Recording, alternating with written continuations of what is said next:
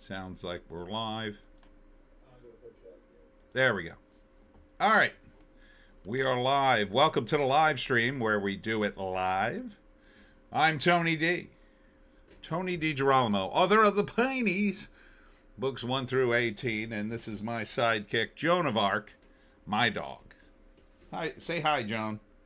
Aw, you're so cute, Joan. You're so cute. We had a nice walkies. Joan missed out. Oh boy, did she miss out. And what a week I had. So as tradition on my show, this is Hollywoke Hot Take Live. We'll be talking about the box office and movies.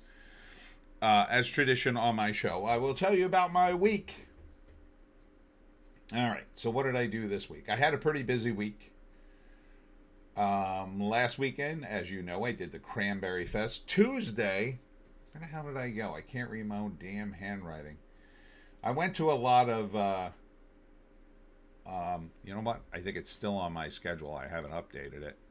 Let's go there. Oh, the Trenton Free Public Library. I was trying to think what the T stood for on my calendar. I have abbreviations that I never remember what they stand for. Yeah, I went to Trenton, the Trenton Public Library there in Trenton.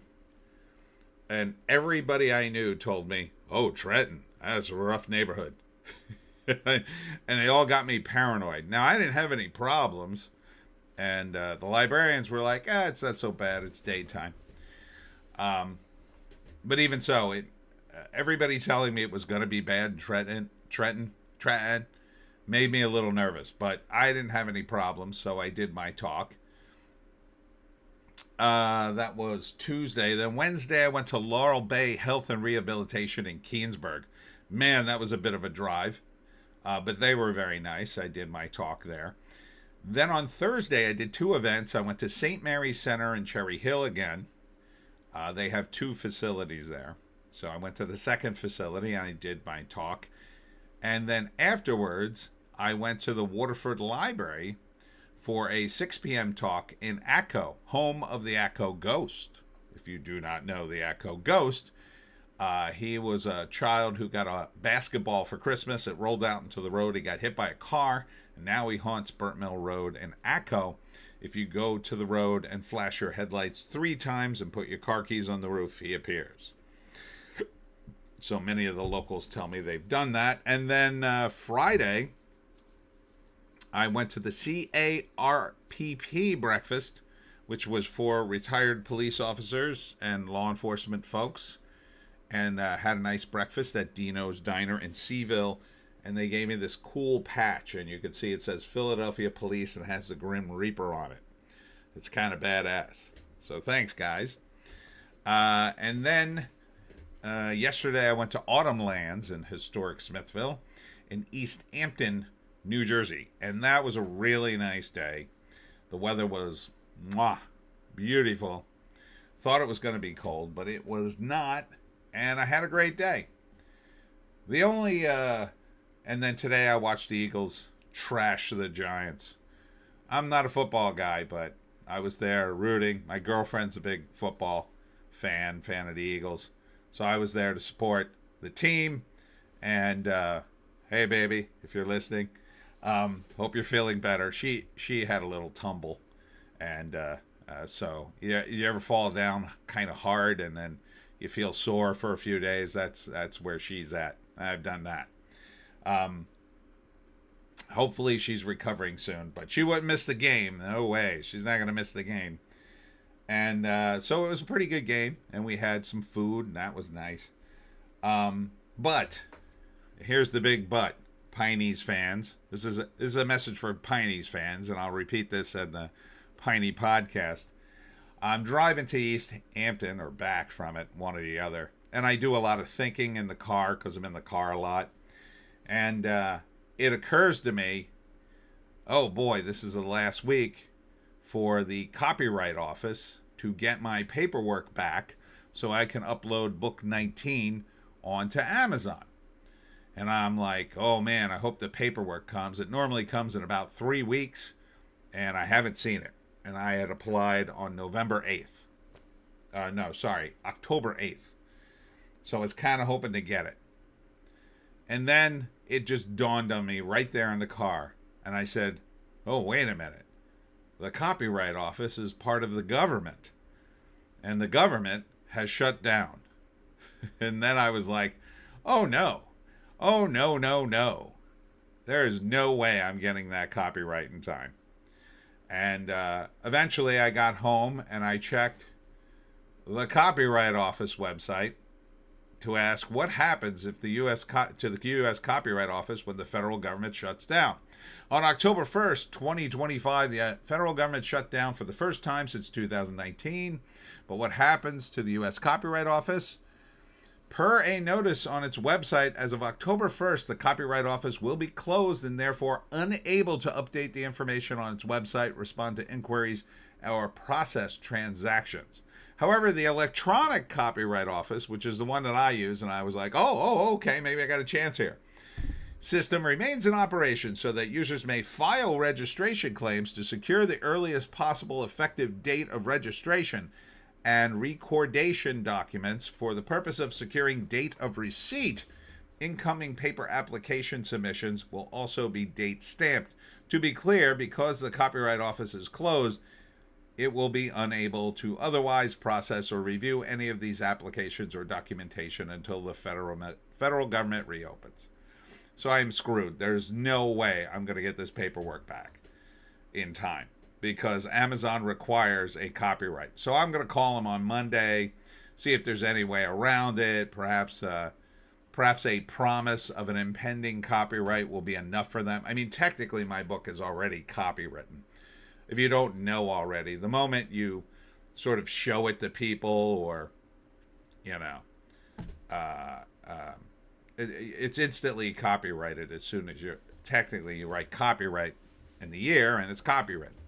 So it's technically copywritten, but Amazon requires the Library of Congress. So because I have posted a lot of books on Amazon, I might have a way around it. I don't know. So I'm going to call on Monday and explore some options, if there are any. But I'm not hopeful. So just a heads up, Piney fans, I will probably be super late. My hope is maybe this week the government will reopen and they'll rush forward with all the processing, and I'll get it early November. So Clint Miller is here. Hello, Clint. What date does it drop? Well, I don't know. Whenever the government reopens, my hope is the book is basically ready. I just have some more edits to do, but they don't take me too long. And Vig is working on the cover. Now, Vig is he's a genius, of course. I don't want to rush him. But he will probably be done this week. I mean, it was going to be a little tight for him. He had some problems with his Wacom tablet. That's the electronic pen a lot of artists use. But he's on course to finish the cover. So I think everything will be ready before Halloween. But if I don't have the copyright and Amazon won't post without the copyright, I will have to wait until the Copyright Office opens and the government reopens. And so I don't know how long that'll be. Good evening, Clint Miller. Thank you for joining us. So just a heads up, I will explain this more on the Piney podcast later. Not more to explain, but I'll talk about it more so all the Pineys can get the heads up. Everybody's going to be like, oh my God, where's book 19? Don't panic. Clint Miller, I have an eye operation tomorrow morning. Pity me. Oh, I'm going to give you good vibes. So I hope that goes well. I hear that's really awful because you have to keep your eye open during an eye operation, typically. So I hope that goes well for you, Clint. I know that some of my older relatives have had to have injections into their eye, and I'm related to them, and so I'm worried I may have to have that one day as well. Clint says thanks. Yeah, so I hope that works out for you. Fingers crossed. Clint Miller, and awake. Yeah, that sucks. Well, I'd rather be awake. Honestly, the last time I went under anesthesia, it was a disaster. I got so sick. because, the breathing apparatus made me sick. Never again. The last time I went in for a gallbladder operation, I asked if I could be awake for it, and they were like, "There's no way we could do that." And I was like, "Damn it!" But yeah, if there's any way I can be awake for an operation, I will say, "Yeah, keep me awake." So I've learned my lesson. Anywho, so that's the latest. On the upside, everything's going very well with the Pineys. I've sold a lot of books this month. The Cranberry Fest went very well, and the Collingswood Book Fair at the beginning of October went very well, and yesterday went very well. So, Clint Miller, not for a gallbladder. Yeah, that's what they said. Well, they do laparoscopic surgery for the gallbladders now. Like, they sent me home and said, "Go eat what you want." I said, "You just operated on me." They were like, "Yeah, you'll be fine." So operations are a lot. It used to be they had to open you up for that kind of thing, and you would take a long time to recuperate. Not anymore. So the miracle of medical technology. It's pretty good when it works. When it doesn't work, oh boy. Oh boy. But I'm sure you'll be fine. If you're not fine, I saw a guy online who got he lost his eye to cancer, and he replaced it with a titanium light. And what he does is he goes like that, and the light comes on, and he looks like the Terminator. So he has like his own internal headlamp. So just something to consider if things go wrong. There's a cloud, silver lining in every cloud. Anywho, let's get to the box office. It's a rather shocking box office this week. So brace yourselves. Brace yourselves, everyone. Meaning Clint, because I think Clint's the only one in here. Is anybody else in here? What do we got? Let's see. Oh, we got 2 viewers. Okay. So, yeah, this is a shocking box office. Boom. The #1 movie in America is Chainsaw Man, the movie. Resi Arc, whatever that means. So this is the second time a anime movie has topped the movies. And this isn't, like, October is not a dead month for movies. This should have been a month full of, zombie movies, horror movies. It should have been a month that people were going to see this stuff. Now, Chainsaw Man, I suspect it's a bit Halloween-y because of the main character. I don't really understand what Chainsaw Man is. I'm too old for that, but it looks kind of cool. I think he's a demon? Is that right? I think he's a demon. It does look weird, and people seem to like it, but the movie made $17.25 million. So, like, no one's going to the movies. I think the only reason this one did well is because there's still... This is sort of one of the last fan bases with any kind of numbers, the anime fan base in America. It's even now, because every fan base has completely atomized. I mean, the fantasy fan base is atomized. You have the Lord of the Rings guys, you've got the Game of Thrones guys, you've got the romancy women, and the weird fantasy fetish stuff. You've got other guys who are Clint. He's a demon. Yeah, that's what I thought. You've got all these sort of like fantasy subgenres that have split everything. For a while, fantasy was the bomb, and now it's not. Same thing with sci-fi. That's split into Star Wars, Star Trek, which is, all went woke and destroyed itself, and a bunch of little subheadings with smaller fan bases. But it was never, none of that stuff was really meant to be mainstream. What is mainstream in movies should have been dramas, romances, but you can find them anywhere. Clint Miller, when you get away from canon, you lose the fans. Oh, yeah, that's a big factor as well. I would agree with that.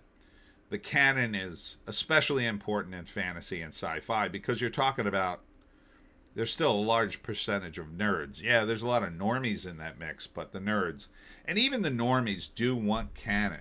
They want canon because what canon really means is you follow the physics of that particular universe. And those who keep balking that are really arrogant a-holes who shouldn't be in the business. And I've worked for some of those types over the years. Clint, so don't F up the Piney, sir. Will not. Will not. And a lot of people say, oh, when are you going to Netflix to get your TV show? Like, I just have to apply and I'll have it in a couple of weeks. I don't think the Netflix, I mean, the reality is, I don't think Netflix would ever produce the Pineys. They might give me a meeting, but I highly doubt that they would keep the vision intact. I think the first thing they would do is downplay the guns and push the guns as far out of the story as possible without without completely ruining it, although they would ruin it with these kinds of changes.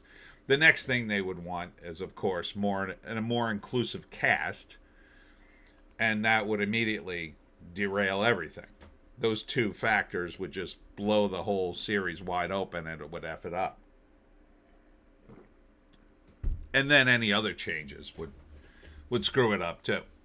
So it's really about control and money. So these guys will offer you money, but they will definitely not offer you control. And to some extent, you can understand it because there are a lot of people in the business or want to be in the business who are out of their minds. They're crazy. And when they get some amount of attention, they go even crazier.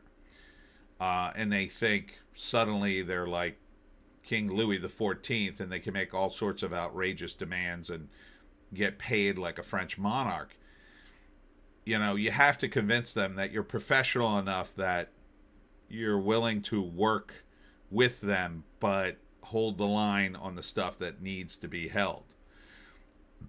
The best case scenario for the Pineys would be that the books blow up where I'm selling millions of copies, because then I could make demands. Then they would have to listen to me, like they listened to J.K. Rowling.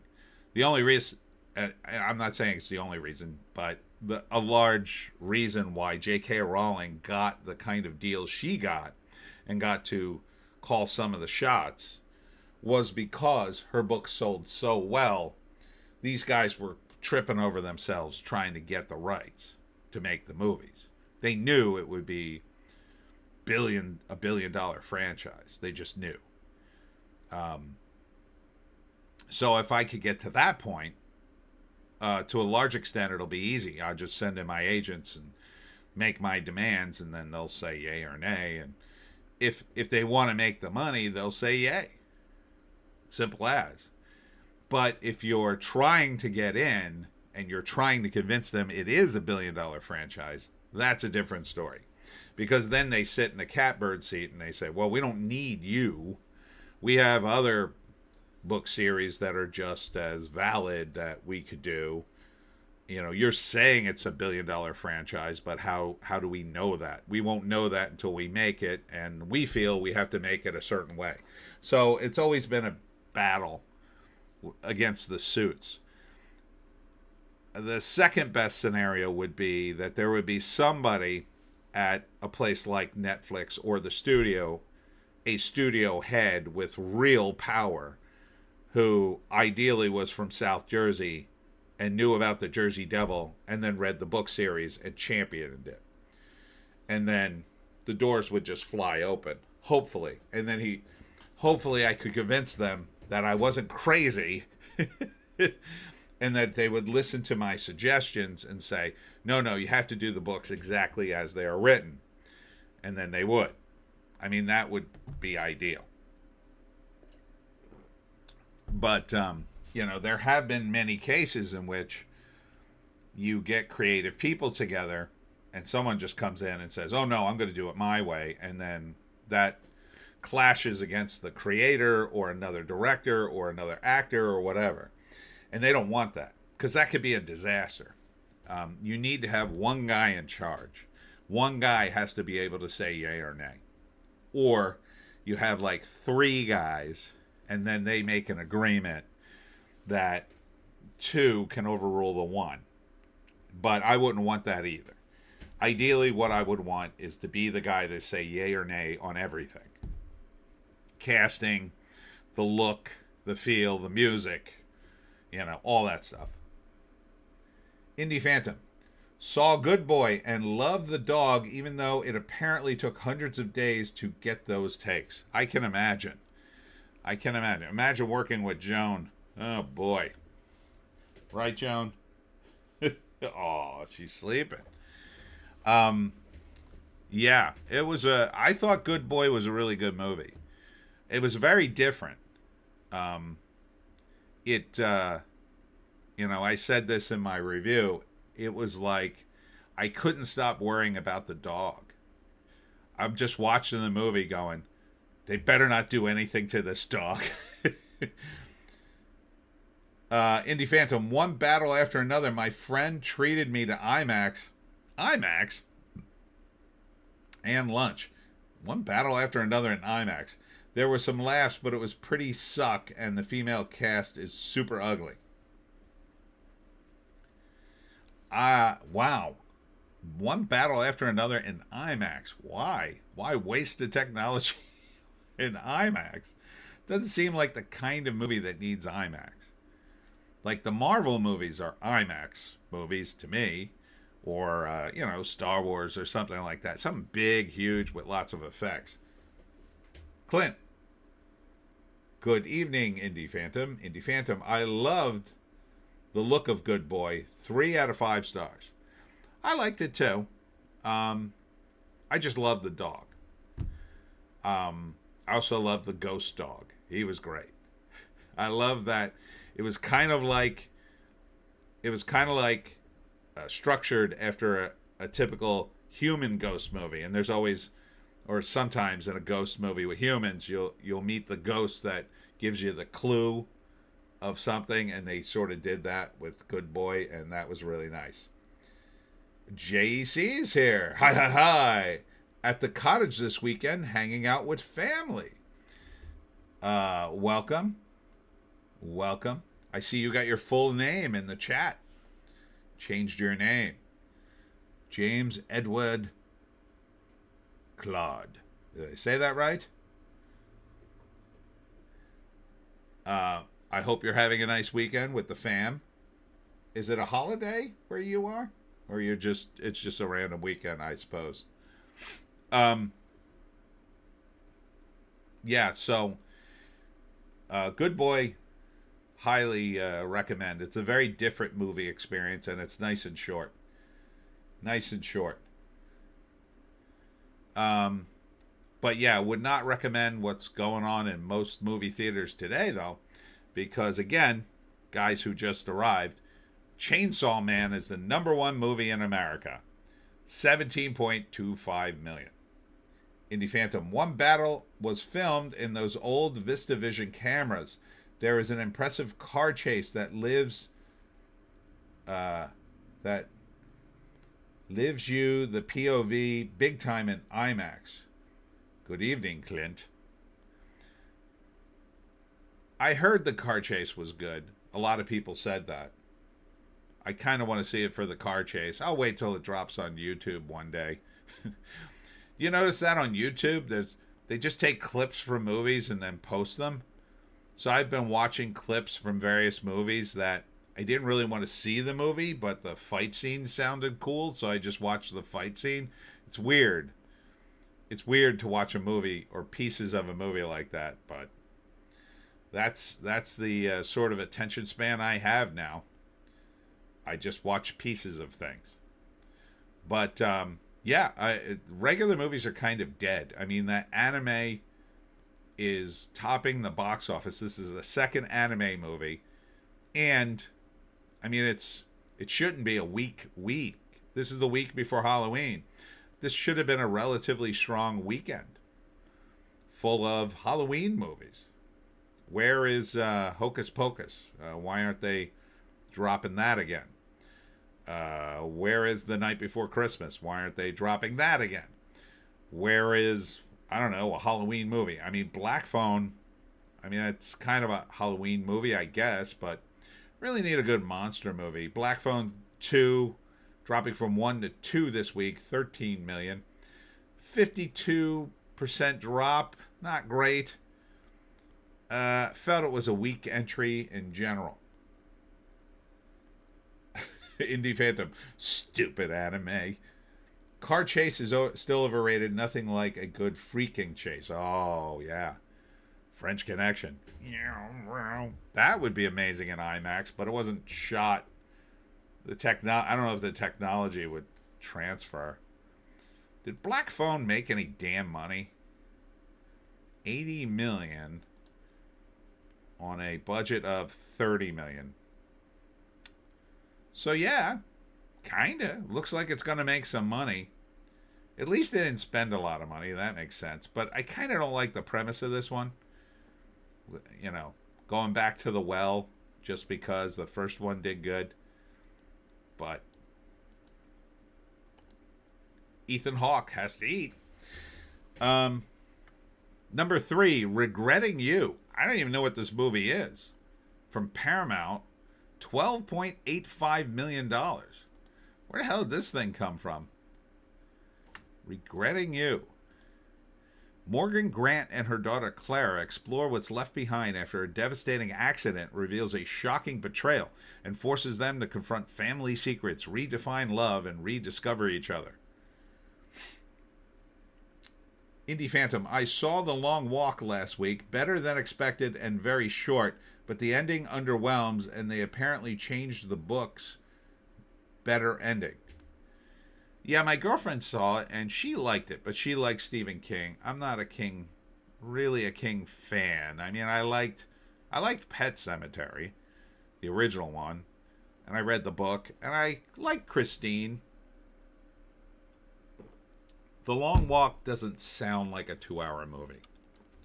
All right, what is this called? Regretting You?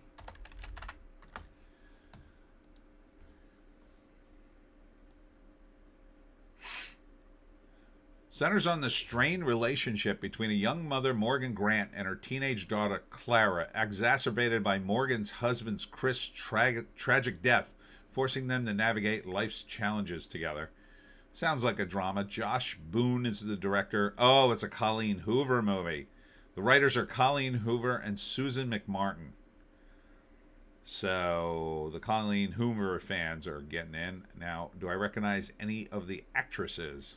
Allison Williams. Now, the Dave Franco. I know him. Scott Eastwood. I know him. Willa Fitzgerald. I know her. That's not. Oh, Clancy Brown is in it as Hank Gramps Adams Sr. So Clancy Brown now old enough to be playing Gramps. It's a shame. He's such a good actor, though. And by the time they figure out you're an amazing actor, you're playing Gramps.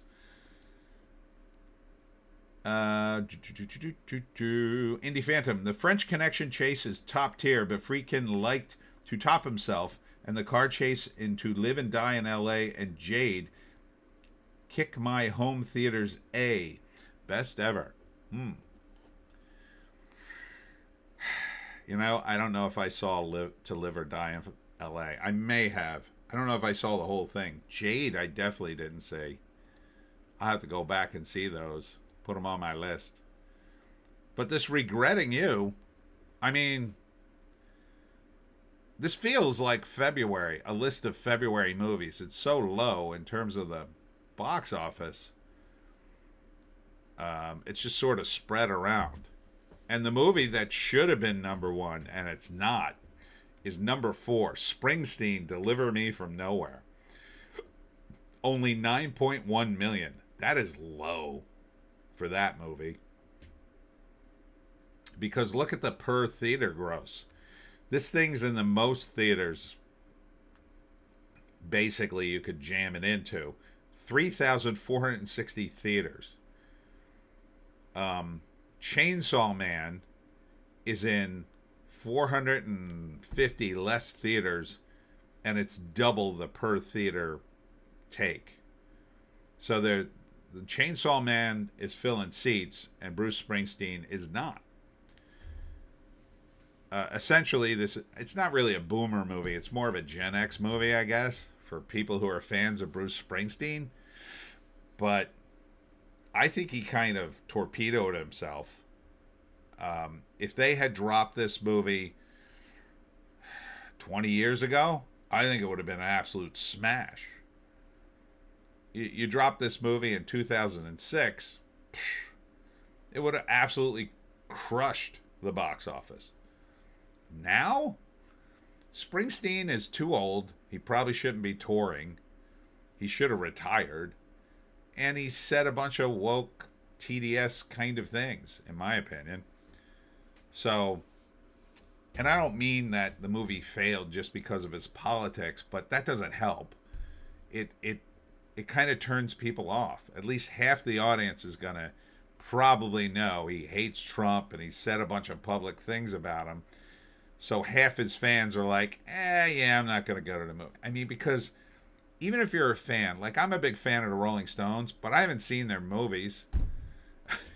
They made a bunch of concert films. I haven't seen one of them. I would watch them maybe on streaming just to hear the music, but, you know, a biopic about the Stones, I don't know how much I'd be interested. To be honest, I like their music. I don't, you know, their story, I don't know. Maybe like, I don't know, maybe like after they all retire or something. Like, Springsteen's still touring. There are other guys who around him died. I mean, Clarence, didn't the sax player die? I don't know. It just seems like the height of narcissism to push a movie about yourself at the height of your career. Even though they got a guy, I mean, the actor really does kind of look like a young Bruce Springsteen. Indie Phantom. The Long Walk has basically an all-male cast and pretty surprising dialogue for today. Only Mark Hamill camps up doing some kind of Trump meets Deadwood's Swearingen impression. Fool loser. Yeah, 25 years ago would have been the time for Springsteen. The boss loses big. He co-wrote a book with Obama's FFS. Yeah, and now, like, movies are dying. I can kind of see why the studio greenlit it, though, because it was like, they had this guy from The Bear who kind of looks like him, who's not a bad actor at all. Plus, you got Taylor Swift and a few other concert movies doing well, but he's just too old. The audience is my age. I'm 59. So you're going to tell me you're going to try to get 50-something-year-olds and up into the movie theaters? Have you met people 50 and up? I have. They don't want to leave their house, much less go to the movie theater. You know what it's like? It's like pulling teeth to get people in that age out of their house. They want to just watch everything at home where they're comfortable and it's cheap. Like, everything you have to do to get to the movie theaters, get people out to the movie theaters, doesn't work on people that old. It just doesn't work. They're not suckered in if you buy movie pass. Like, they have this movie pass now where you buy, you pay a monthly fee and then, I don't know, you get to see like 2 movies a month for free or super discounts or whatever. They're not stupid enough to sign up for that. They want to see a movie, they'll rent it at home for $20. I mean, that's the going rate now. A brand new movie hits streaming for $19.99 a few weeks after it's out. And it's a better deal. At $20, if you got two people in the room, you already saved money. Plus, you got your own food. You don't have to go anywhere. And any other movie. So, like, me and the girlfriend watched The Conjuring, The Last Rites. That was $19.99. And then I saw Good Boy on the list. I said, oh, that looks interesting. I told her about it. And then we watched that. And that was only $9.99. So we got to see two movies. So for two people, it cost us $15 each. And we got to pause it and go to the bathroom or do whatever we want to do. Indie Phantom. Rolling Stones at the IMAX was the first IMAX flicks I saw. It was the real IMAX that you could only see in museums. 125 millimeter film. That sounds like something that's cool. Yeah, my friend had to basically pay my way to lunch and movies to get me out. Right, nobody wants to go out that old. Or if they do, they want to know it's going to be amazing, right? So if you knew the movie was going to be amazing, you'd go. Or if you're a really big fan of Bruce. I'm sure there's a big fans of Bruce who filled the theater, but there's just not enough of them.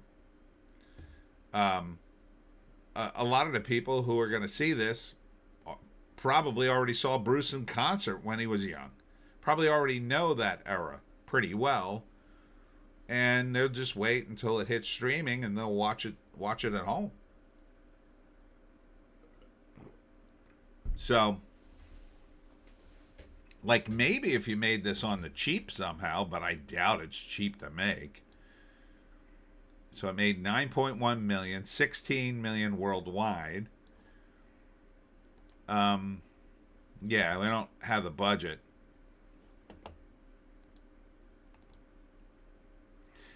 So, too late, Bruce. Too little, too late. At 9.1 million. Tron Ares dropping from 2 to 5, 4.9 million. LeMay is here. Oh, I skipped one. Indie Phantom. Tron Arse. Still killing Hollywood, I see. LeMay, Chainsaw Man is number 1? Yes. Yes, it is. I know, right? Indie Phantom, 4th place. Bomb. Screw anime. Yeah, Tron Arse is at 4.9 million. I'm kind of surprised it made that much money, but they dropped it out of 1,000 theaters. So at least they're trying to push it out the door, but it still made 4.9 million. So what's it at? It's at 123 million. It costs 180 million. Phew, this is going to lose Disney a fortune. It's just about done. This is just about done. There's no way this thing makes his money back. You'd have to keep it in the theaters another year. I mean, it would have to make 360 just to break even for the budget. And they pimped the hell out of this thing.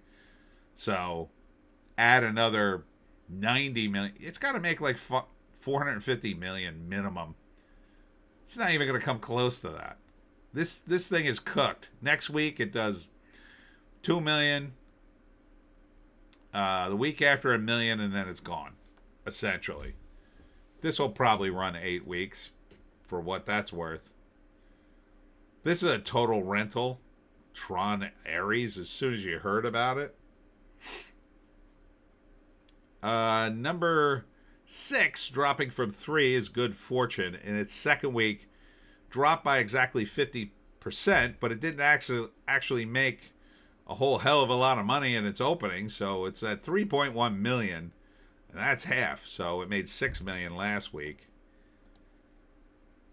No idea what it cost, but you got Seth Rogen, Aziz Ansari, who directed it too, and Keanu Reeves. I think there's at least one other name in this. It's not doing any international. 482,000. I feel bad for Aziz. I wanted this kind of to do well for him, but kind of can't get past Seth Rogen these days. But and I do like Keanu Reeves, so I do want to see it, but it does feel like a streamer now. Again, it's like I just can't get motivated to go to the theaters. If you're not bringing me food, I don't want to go out. Unless I'm going to a place that'll bring me food, awesome food. Yeah, I don't want to go anywhere. Especially now, it's getting cold. So,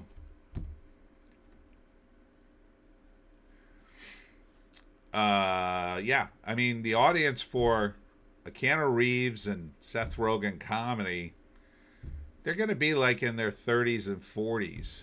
They're not quite where people in their 50s are. And in their 60s, forget about people in their 60s. They go nowhere. But they're getting close. They're getting close. And then when the winter comes, forget it. Come on.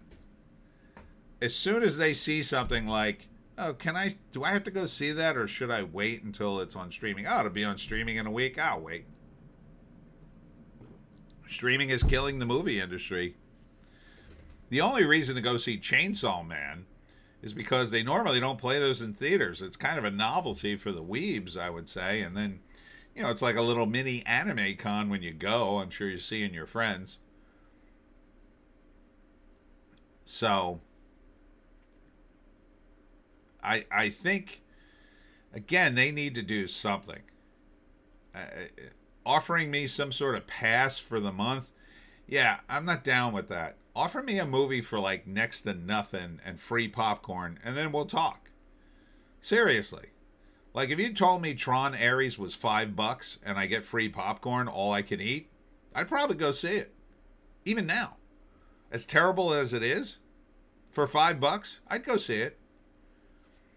And I bet a lot of other people would too. Now, obviously you don't want to launch the movie on that.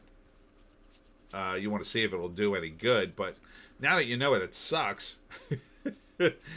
Right? Maybe you could just throw it out there for on the cheap, and I don't know, can you make any money on $5 a pop? I gotta think you could. And the popcorn, Disney and these studios have to do something.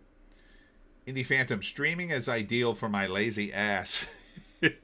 Yeah, me too. I mean, you can watch stuff on your phone. Same thing with Good Fortune. If you dropped the price and gave me free popcorn, I'd probably go see it. Number 7 is Shelby Oaks. This is a horror movie. This is appropriate for Halloween. But nobody's in it. So 2.3 million. And a woman's obsessive search for her missing sister leads her into a terrifying mystery at the hands of an unknown evil. Probably didn't cost a lot of money, but 2.3 million is not a great start. That's not a great start. Indie Phantom. Plus, as you get older, I want subtitles, bathroom breaks, and better food. I'm used to getting delivery. Yeah, there's all that too. I put on the subtitles for movies when I'm watching them at my girlfriend's, just because it's not that I can't hear. Sometimes, the speakers garble something, or the soundtrack's a little too loud and you can't quite hear what they said, or you want to know exactly what they said. And if you have the subtitles on, you can see it. So I don't watch them all the time, but I like to have them there in case I'm like, what did he say? And then I could look down and I'll be like, oh, he said this. Indie Phantom. Good Fortune has the Rogan. I would go if I could punch him in the kisser. Yeah, he's another guy that's kind of ruined himself. He didn't need to get involved, right? During the dark times of woke, I understand, the impetus, if you were a big name, to just duck and cover during that time and not say anything. That would have been a good strategy for him, right? Just like to say, I don't have an opinion about that. Because if he had done that throughout the woke times, now he'd be reaping the rewards. But, You know, they're all in a contest to see how virtuous they are. So now I think it's hurt him. He's reaping the wind. Indie Phantom. I like the subs because you don't need to rewind, and sometimes they will tell you what song is playing. Yeah. Yeah. Yeah, I don't want to have to rewind the movie. That doesn't go well under the current streaming thing. It used to on tape, like back when we had videotapes, or even DVD. It was kind of easy to go back and, oh, what did he say? Although with tape, eventually you couldn't do that too much, or the tape would start stretching and then you'd ruin it. But yeah, subtitles. I mean, you really can't beat it. So, movie theaters are going to have to do something. They're just not. Number 8, dropping from 4, one battle after another, 2.3 million. Who's still going to see this? All right, Indie Phantom and his friend.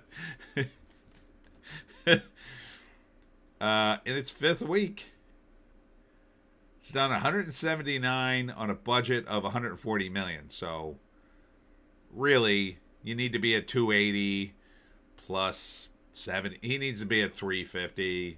So this is a total train wreck too. But they're touting it as best they can because they're saying, well, it's Paul Thomas Anderson's highest opening movie. To which I say, so what? It didn't have anything up against it. It had some big names. It should have absolutely dominated the box office, but Indie Phantom, remember when Rogan was all happy about his car getting broken into? Yes, a moron. I know. That was dumb. His fight with Count Dankula, you guys know Dank, right? Dankula is the Scottish comedian who taught his pug how to do a salute to the bad guy from Germany and got in all sorts of trouble. I mean, that's a guy who's a comedian. He gets into trouble. He's very funny. And he lost. Rogan lost that battle. Because you don't, again, it's the number one rule in comedy. You don't punch down. So he gets into an argument with Dankula online. And Dank just like completely rolled him. And that was one of his things. He said, oh, you know, that's the price of a big city. Getting your car broken into. Well, I'm glad you're a millionaire and you could just buy another car and replace all the stuff in it. And then he had the audacity to say, oh, and then I got they left behind a cool knife. That knife could have ended up in your throat, dude. Indie Phantom. My friend and I contributed to one battle's miserable box office. My friend and I oh, you wrote it again.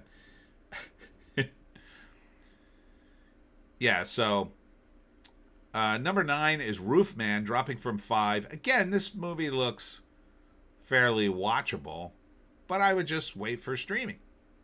It did 2 million. If I was on a date, I could see taking a date to that movie. It's a romantic comedy. Looks fine. Looks totally by the numbers sort of thing. But even this is getting killed because what does it cost? Channing Tatum and Peter Dinklage is in it, and Kirsten Dunst, or yeah, that's her name, right? Is it Kirsten Dunst who's in it? I think. No idea what it cost, but it's up to 22 million worldwide. Not doing great. Oh, who's the chick in this? Hold on. Roofman, come together with your plan. Yeah, Kirsten Dunst. Yeah, it was. Okay. So, I mean, this is the kind of movie we would see back in the 90s. Let's go see Roofman. Indie Phantom. Oh, yeah, the knife. Idiot. Roofman screams streaming. Yeah, it kind of does. Kind of does. But like back when I was watching movies, that would have been on the list. Now it's just like, yeah, it's on the list of streaming along with 500 other movies that I'm probably never going to get around to. And it'll just keep dropping as more movies get stacked on top of it. Next up is Truth and Treason from Angel Studios. This is a WW2 movie.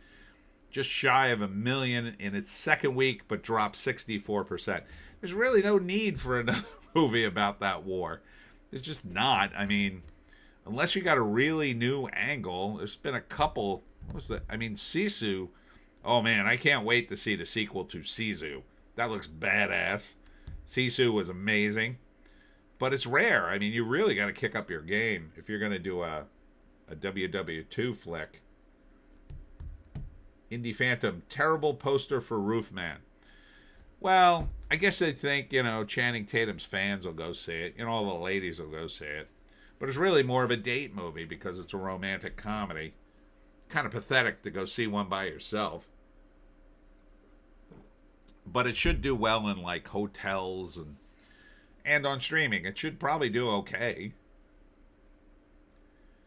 And it's from Paramount Plus, so Paramount, like, the studios that have their own platforms, they kind of don't even care about the movie theaters, really. That's almost secondary. It's secondary to them now. Amazon drops movies, and then sometimes they say, nah, we're not even going to bother.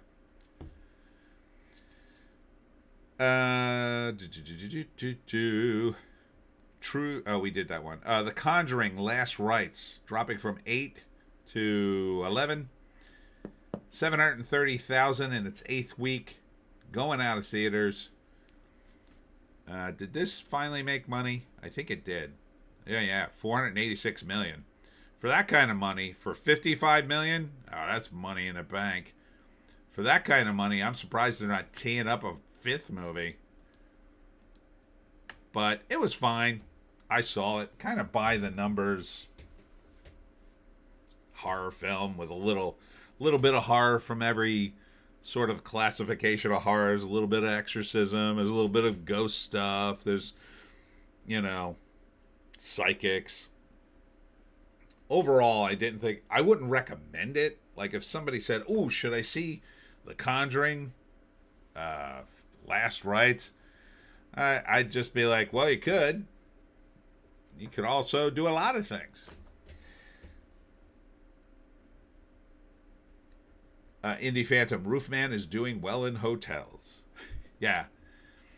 That's the kind of movie you watch in a hotel by yourself. Like, it's nothing on.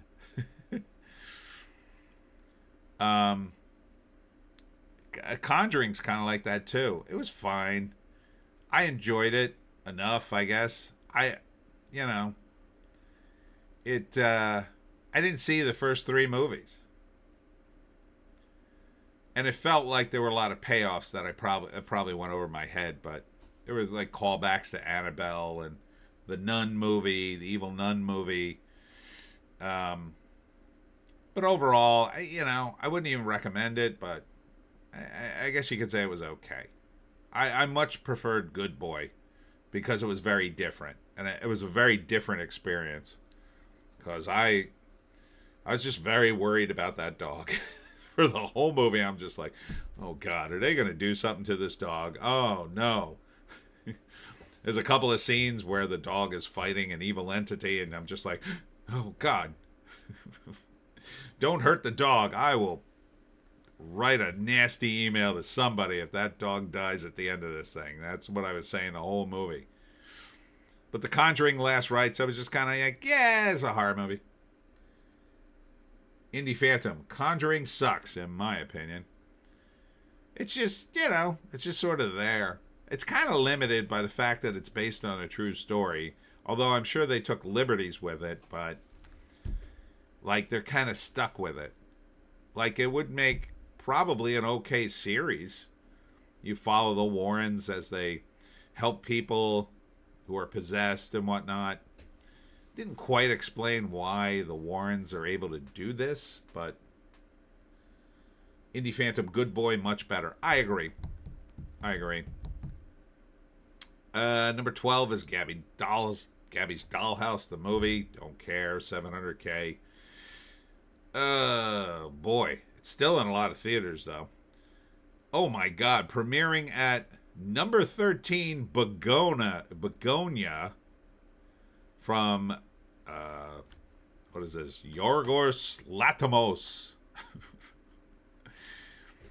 I don't like Yorgos's movies, and I really don't like what he's done to Emma Thompson. Like, Emma used to be like the cute girl next door. Now she's in weird movies. She shaves her head in this.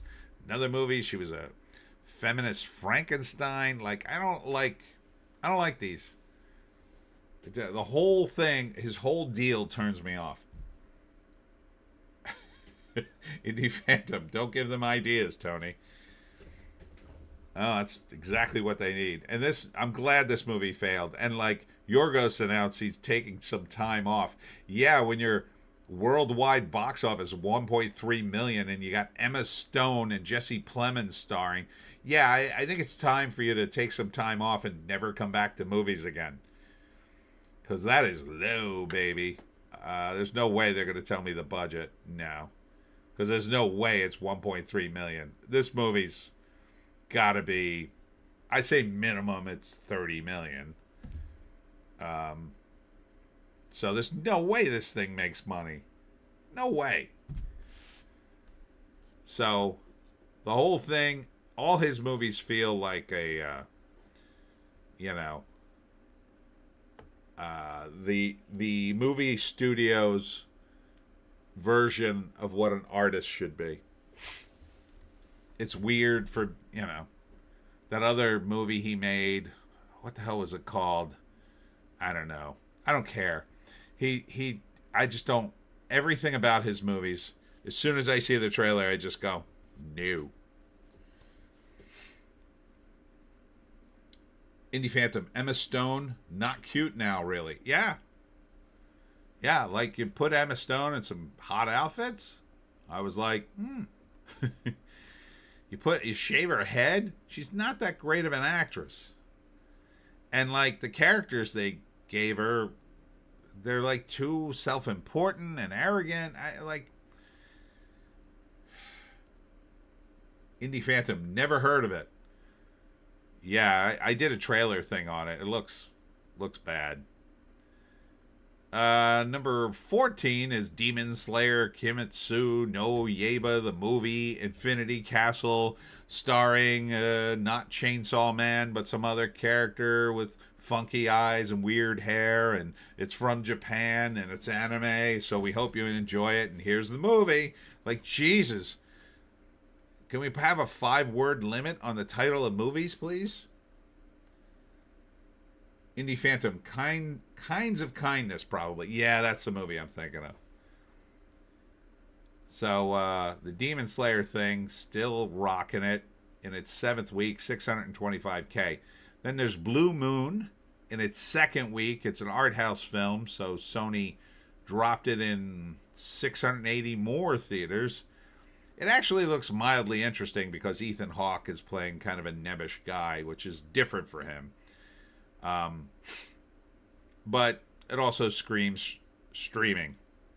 Soul on Fire dropping from 10 to like 15 or 16, $500,000. The Mastermind in its 2nd week, another art house film, dropped in an extra 180 theaters, 266K. Definitely going to right to streaming. Indie Phantom, dumb titles, yeah. Last Days.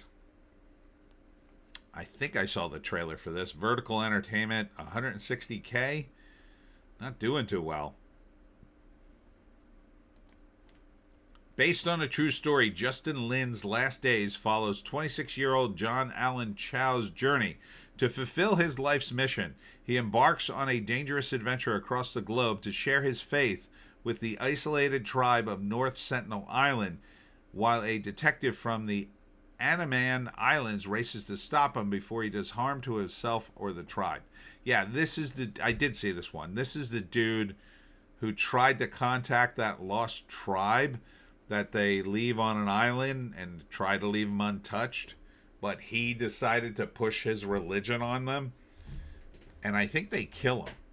I'm almost sure that's the guy. They kill him, but they're kind of making him out to be a hero. LeMay, oh, that guy. Indie Phantom, I am also going to direct to streaming. You guys are killing me. Yeah, so Last Days, like, why would you make a movie about this guy? I don't think what he did was good. LeMay, they did kill him. Yeah, I was pretty sure they did. You know, they're like an untouched tribe. He might have brought germs to them and they might have all died. You know, that wouldn't have been good. But, like, imagine being that, like, oh, I gotta touch the last untouched tribe and tell them about, I assume he was being a Jesus Christian missionary or whatever.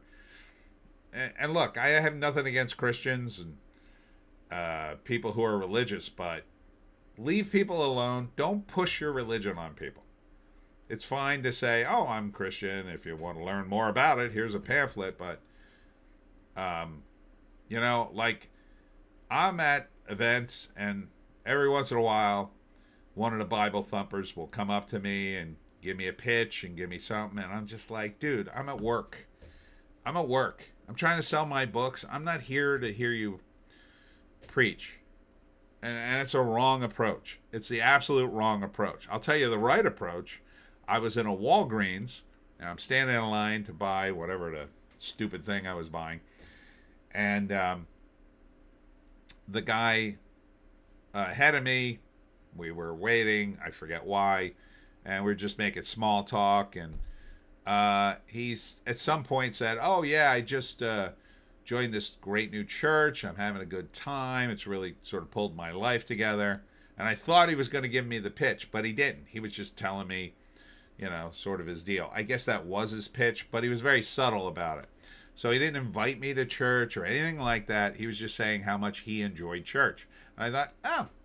Now I was half tempted to say, oh, what church? But, you know, I didn't want to get into that because I'm not religious and I really don't want to go. But good for him, I thought. Like, I came away with a positive view of whatever that church was. I forget. Whereas, you know, the woman who approached me at a recent event and handed me some stuff, I was just like, thanks. I'm working here, basically, is what I really wanted. What I wanted to say to her is, I'm working here. Don't give me this crap now. Get lost.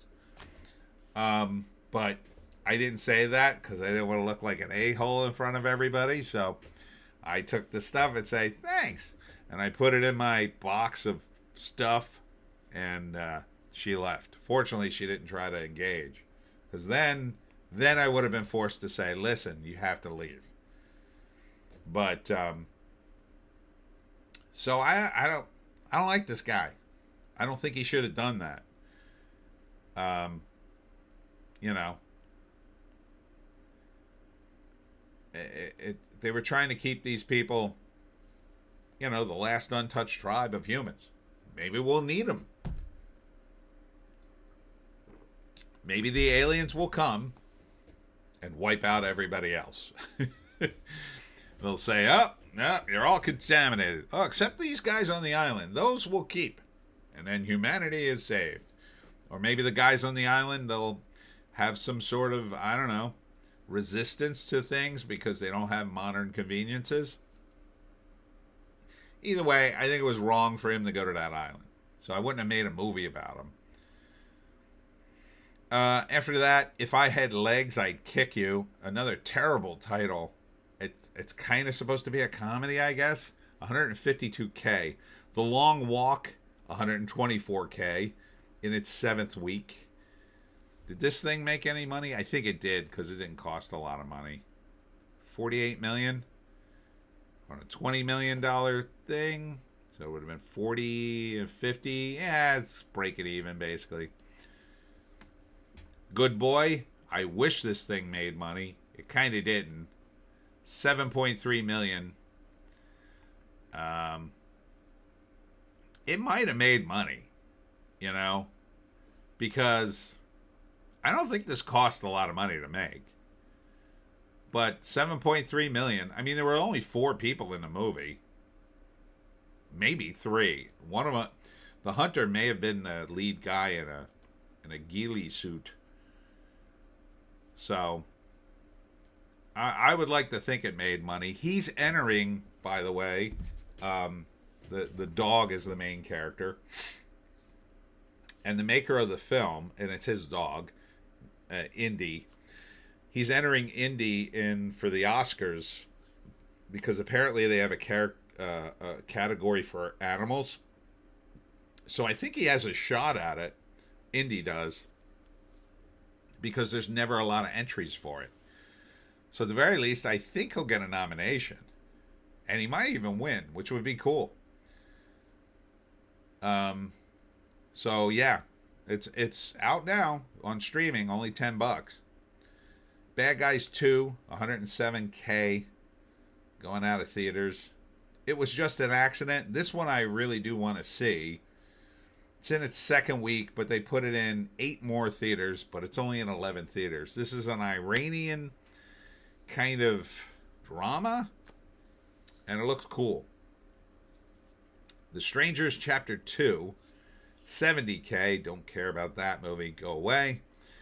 Queens of the Dead. Now, this is the daughter of George Romero, and she made a zombie movie, but it's about drag queens.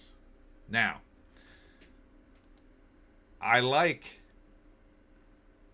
Indy Phantom. Indy was the name of my cat in the 80s. Cool. So Queens of the Dead is about a group of drag queens that are in a zombie apocalypse. Which I think there should be one movie like that. Because I like that zombie movies are basically all the same. You just have different characters in that situation and you see how they react. So I think it could work. But it doesn't sound like it's working because it only made $66,000. And you see here, it's got like a zombie hand coming out, but the zombie hand has a bunch of like jewelry and drag queen stuff on it. So some of the drag queens get bit. A zombie apocalypse breaks out in Brooklyn on the night of a giant warehouse party where an eclectic group of drag queens, club kids, and frenemies must put aside their drama to use their unique skills to fight against the brain-thirsty, scrolling undead. Indy Phantom. She made a woke zombie movie. Congrats. Yeah. But, I don't know. Why not? One. I'll tolerate one. But it doesn't look like it's having much appeal. So, and if it's all about the wokeness and not about the zombies, that would be bad.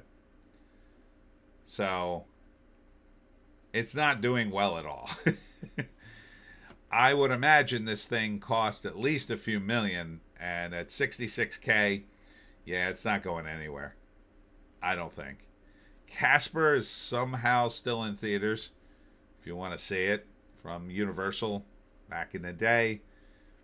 The Smashing Machine, in its 4th week, just about out of theaters. Man, this movie bombed.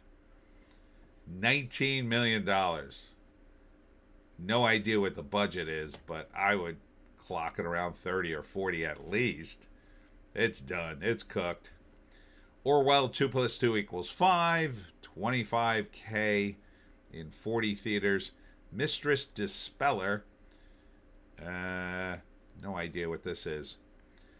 In China, a new industry has emerged devoted to helping couples stay married in the face of infidelity. Wang Zhenzi is part of this growing profession and is hired to go undercover and break up affairs by any means necessary. A mistress dispeller, offering strikingly intimate access to a real unfolding love triangle. Mistress Dispeller documents all sides of what's usually kept behind closed doors. As Teacher Wang attempts to bring a couple back from the edge of crises, sympathies shift between husband, wife, and mistress, while emotion, pragmatism, and cultural norms collide in this spellbinding look at modern love. Well, that's a good pitch. I kind of think it's fake. But it'd be harder to see the fake with a movie that was made in China. Hold on, I gotta blow my nose. Oh man, I got so stuffy today. One sec. Oh. Phew. That's a little better. Nuts. Oh, give myself a nosebleed. Great. Hold on. Alrighty. There we go. Having all sorts of issues today. I don't know. I might see that. LeMay, sounds interesting. They do have entire towns of mistresses. Really? Huh. Maybe. I kind of think it's fake, but I might see it on streaming. Wisdom of Happiness, in its second week in 2 theaters, $10,115.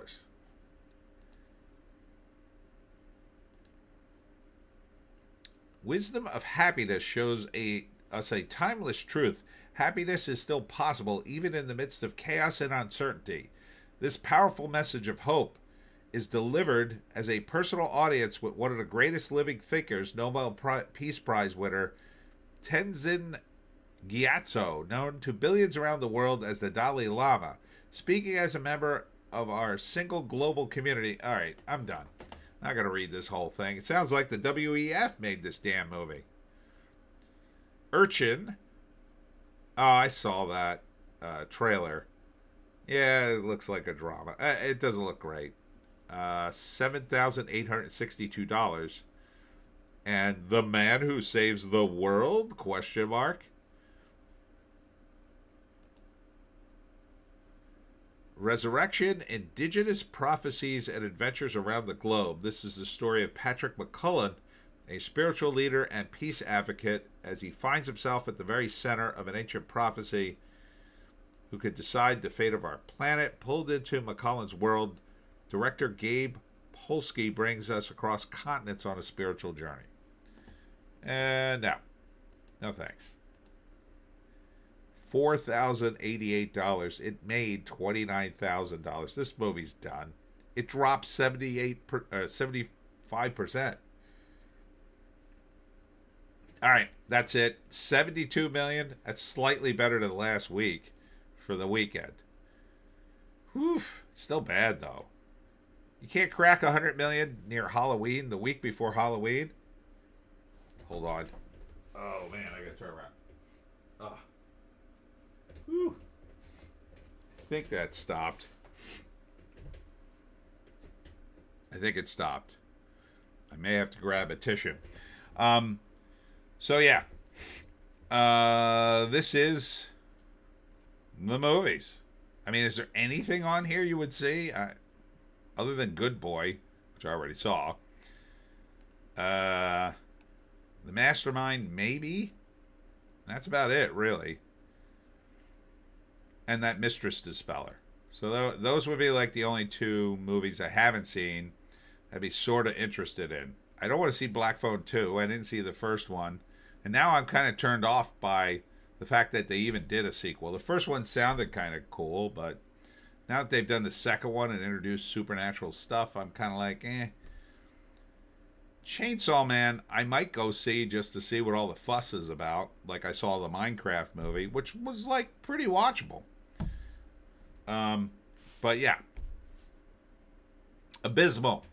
Abysmal, Hollywood. Abysmal. All right, let's see what else is going on. Robert E. Howard Foundation launches GoFundMe to save author's historical home.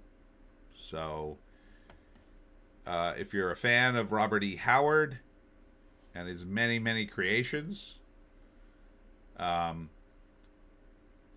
trying to save his house. And I assume it's got a museum. Yeah. It's in Cross Plains. It was built in 1910 from a mail order kit. Neat. So they need a whole bunch of money to fix it up. So Conan, Solomon Kane. Didn't he do Tarzan too? Was that him? I think he was Tarzan and the Mars thing. So yeah, I think Disney, if Disney wanted to do something cool, or any studio that held the rights to Conan or any of his famous creations, they could just drop the money right on this house and fix it, right? Like, what would it cost? I don't know, let's say $200,000. Just budget it into the next movie. You waste so much damn money anyway. Drop some on this house, and then, I don't know, say that you'll have a little kiosk there with Disney related stuff that you did with Robert E. Howard, or just a little plaque that said, saved by the Disney Corporation or by Warner Brothers or whatever. That kind of press you can't buy. Well, you can. I guess you can. But I think people would like that. You gonna make regular people do it and scrape out the money out of their wallets? It's like, you jerks. All the money you made off this guy, you can't keep his museum around? Or, somehow? Serial Sunday, Superluminary, The Lords of Creation by John C. Wright, Episode 6. Not sure what that is. Mainstream publishing authors sound warning that book sales are in the gutter. I talked about this in a separate video yesterday. Basically, it all comes back to the same arguments that I said before. The first thing that happened was mainstream publishing realized that the female market was much bigger about 30 years ago, and they leaned heavily into that market, and they haven't come back. And because of that, they basically abandoned men, and the entire industry has just been taken over by women. A lot of women who don't understand men. They really don't, from the experiences I've had. And I don't mean that as like they're stupid. They just literally don't understand that audience. And, the experience I had was I would be trying to tell the editors, listen, and I would be the only man on the phone, keep in mind. I'm a man, I'm a writer, and I'm talking to editors who are trying to get a male audience, and they're telling me, no, you have to do this. And I would tell them, no, that's completely wrong. So I feel that's a lot of the problem. And they're just not pursuing it. They want men to read what women love. And they're just not going to do that because, first off, most men are very turned off by reading right these days. And I've had to struggle to get some of the men to read. And the Pineys is perfect for them because it's short, it's got dialogue, it's driven by action, it's very fast-paced, and that's what men like to see in their stories. They want to see things happen and they want to move forward and things happen. Women have a different sort of experience with stories. They don't want to be rushed. For them, it's more of I want to feel things, right? And I've seen a lot of fans on Twitter, they ask for books that will make them cry.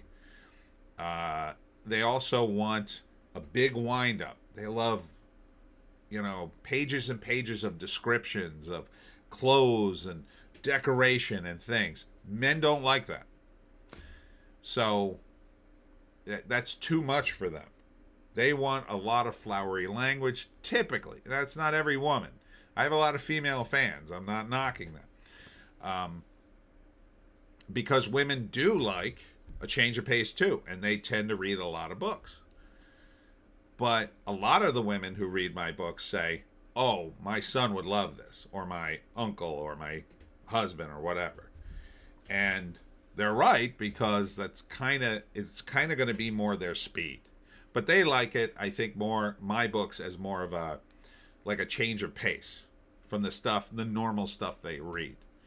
So, but part of the problem is, just in general, people have gotten out of the habit of reading, partly because there's just so much crap, like with comics and movies and TV shows. Some of it's the wokeness, and definitely a large part of that. I mean, books went woke before anything. And, it's really tough to get them back. And to get them in the habit of reading.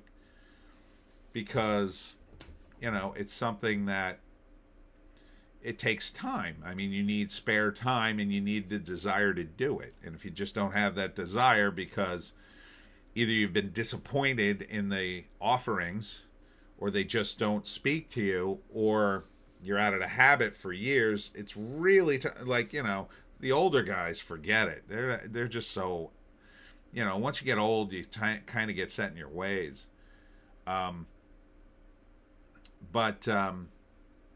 And then, this other article is about Amazon tightening the noose around audiobook creators, which it's inevitable. They'll do the same thing with, I think, the Kindle and the print books too. Eventually, it'll probably won't be profitable to self-publish at Amazon unless you're one of the chosen. Is what I expect to happen. You just have to be prepared by building up your fan base and then being able to move it somewhere that's more profitable. Indie Phantom, as a dumb male reader, I like short chapters that contain like one scene and move stud along. Robert Parker and Elmore Leonard did that well for me. Yeah, it's not about being dumb. It's just about, you want stuff. Men like to accomplish things. They like the feeling that I think they want from stories is we want to feel like we accomplished something by reading, right? So either we want to learn something, or learn how to build something, or learn something interesting about history, or we want the character to do that, and then say, "Oh yeah, that's what I would have done," kind of thing. And the short chapters help because you feel like you're accomplishing something. Oh, I read 3 chapters today because they're short. And women read a lot of stuff, in my view, that's just all fluff and smut, really. That's their prawn, sometimes. Not all women, but some women. A lot of women online are like, the smuttier the better. But guys, they're not interested in erotica. Typically, they're interested in cool stuff, like, a cool series. I mean, that's, I think, why they like Lord of the Rings, even though you could argue that has some flowery language, but it's epic, that's sort of the exception. Indie Phantom, I like the feeling of having read 4 chapters in one sitting. There you go. Then they interviewed Chuck Dixon on Mainstream Comics and the DCU. I'm sure he had lots to say. He's kind of based, Chuck Dixon. God With Us film to reimagine the coming and birth of Christ in urban Maryland neighborhood. I guess. If it's respectful, should be fine, I guess. Pokemon Company reveals Pokemon Legends ZA sold 5.8 million copies the first week. Okay. Don't know what that is. Is that a video game? Despite multiple controversies, Trench Crusade appears to be a massive success with miniature war games.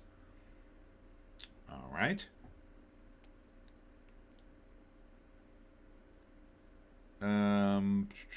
Amazon MGM Studio releases the first trailer for Crime 101. I think I did one on this. I definitely saw it. It looks okay, I guess. Didn't really blow me away. There's a lot of big names in it, though. From Software explains the delay of Elden Ring Tarnished Edition. Oh my god. Rumor, Russell T Davies stepping down as Doctor Who showrunner. Is this an old story?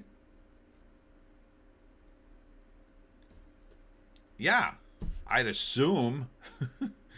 I assume after you drove the car into the ditch, then got out of the car and beat it with a sledgehammer for an hour, yeah, it might be time to say, I don't think you're the right driver for us.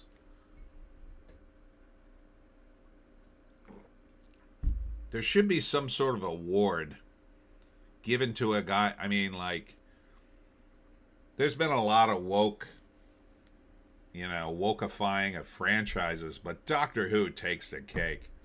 Never seen anything that woke. I think that's the high watermark of woke, Doctor Who. If it ever gets worse than that, we lost. We lost the battle. I mean, it's bad, in my opinion. How America's failed educational system has led to cultural decay. Indie Phantom. PI stuff. Spell check is effing me. Oh, okay.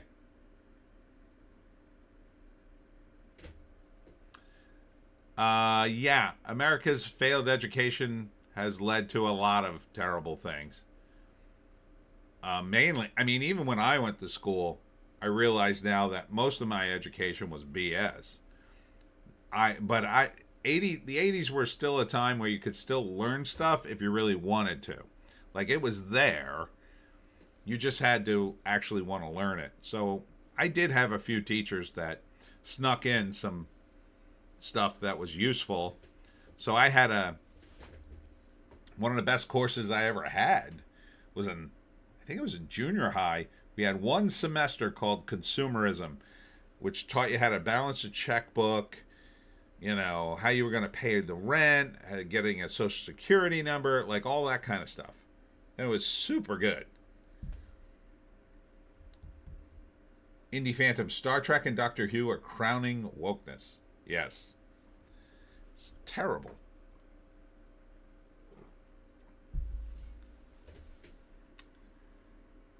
You missed my longer comment. Oh, all right. Yeah.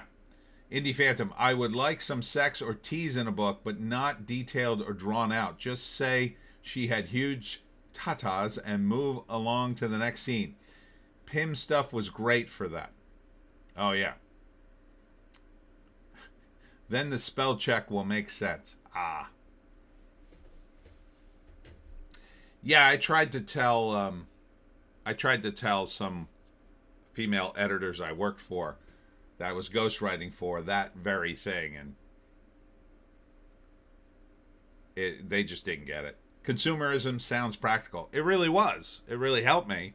The other second best course I ever took was a typing course to teach me how to type without looking. And I got a terrible grade. That was the worst grade I got. I got a C+ in typing. But that skill helped me. Those two classes really helped me. Everything else, not so much. I mean, there were a few other things. But a lot of it was just,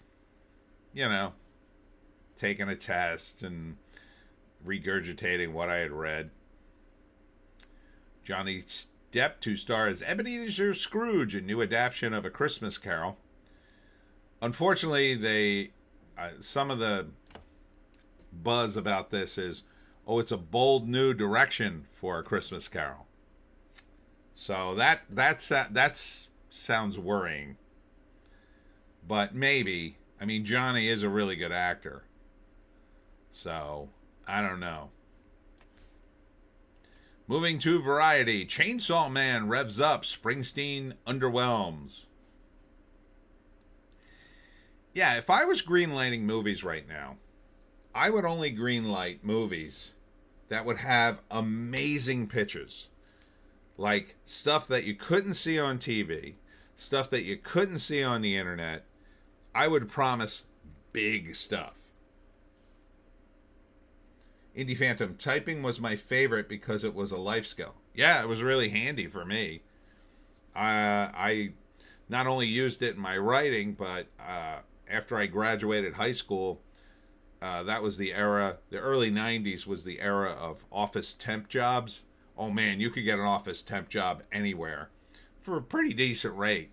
So you could work whenever you wanted because you worked for the temp service and you didn't work for the people you were working for. So that was pretty awesome because you could basically tell your boss, yeah, I'm not coming in the next 2 days. I'm not coming in.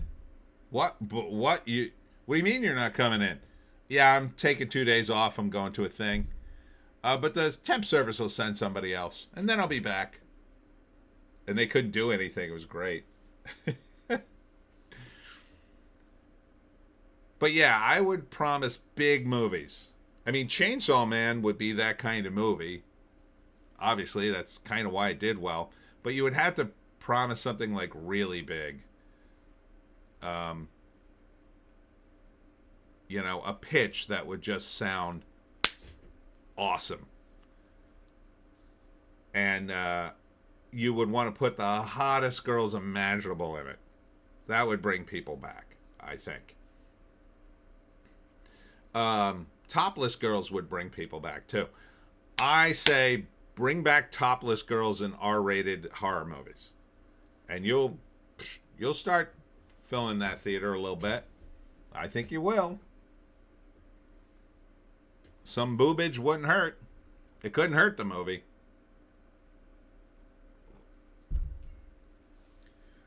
Is it too much to ask for one slow pan off of some hot girls showering before Jason Voorhees bursts in and starts murdering people? Is it too much to ask?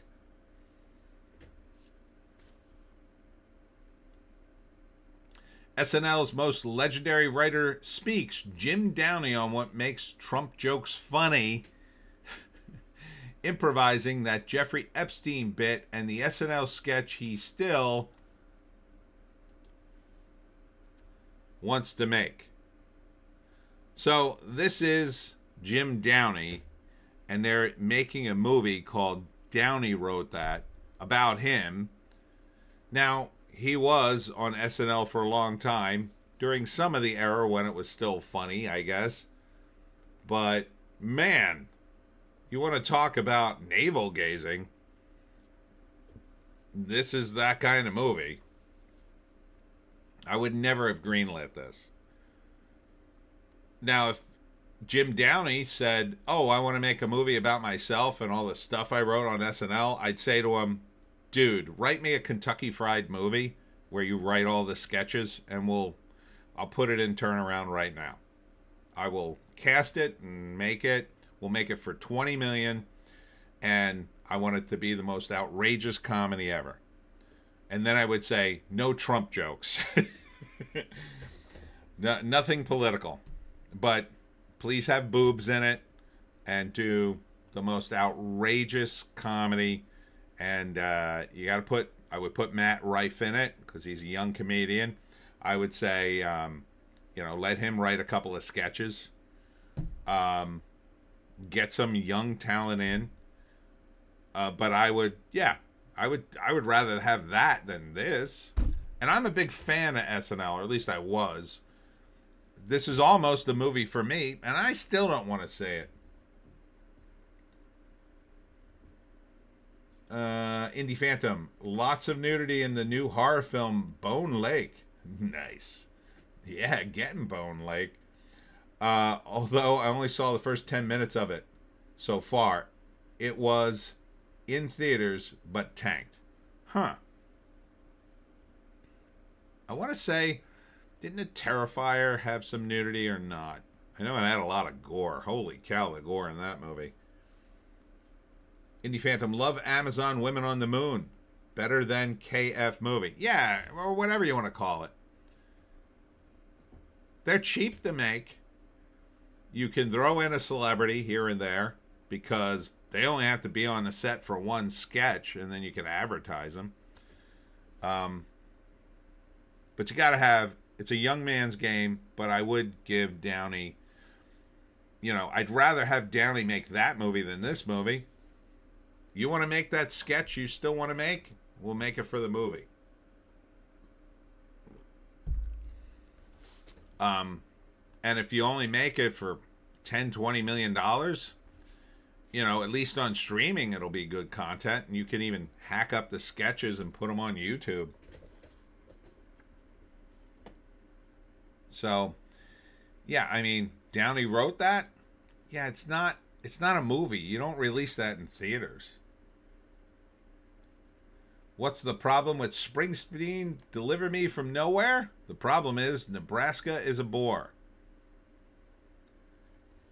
The problem is, again, you're 25 years too late. Springsteen is, how old is he? I think he's 72.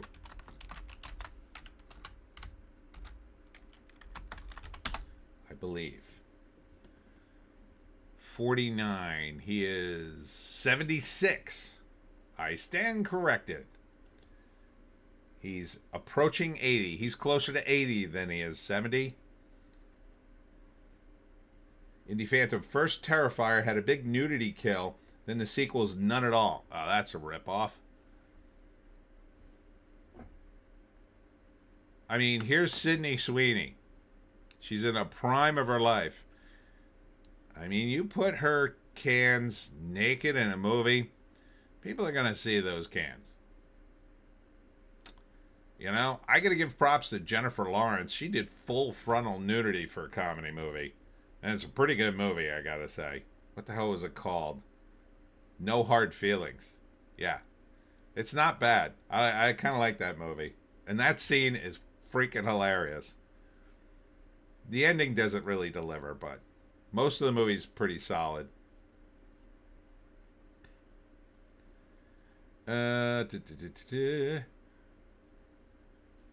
What is this? Steven Soderbergh says he did not enjoy hiding the hunt for Ben Solo from fans. It really did need to remain a secret. Who the hell would want to see this film? The hunt for Ben Solo? Are you kidding me? Who the hell would want to see this? No one wants to see this.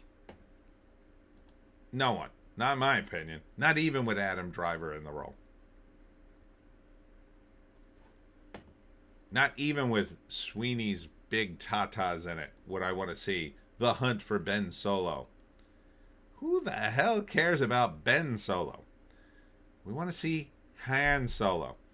I mean, somebody suggested, I forget when, this was before Harrison Ford wrecked his legacy, that they should have made the Solo movie with Harrison Ford and just have everybody pretend he was young.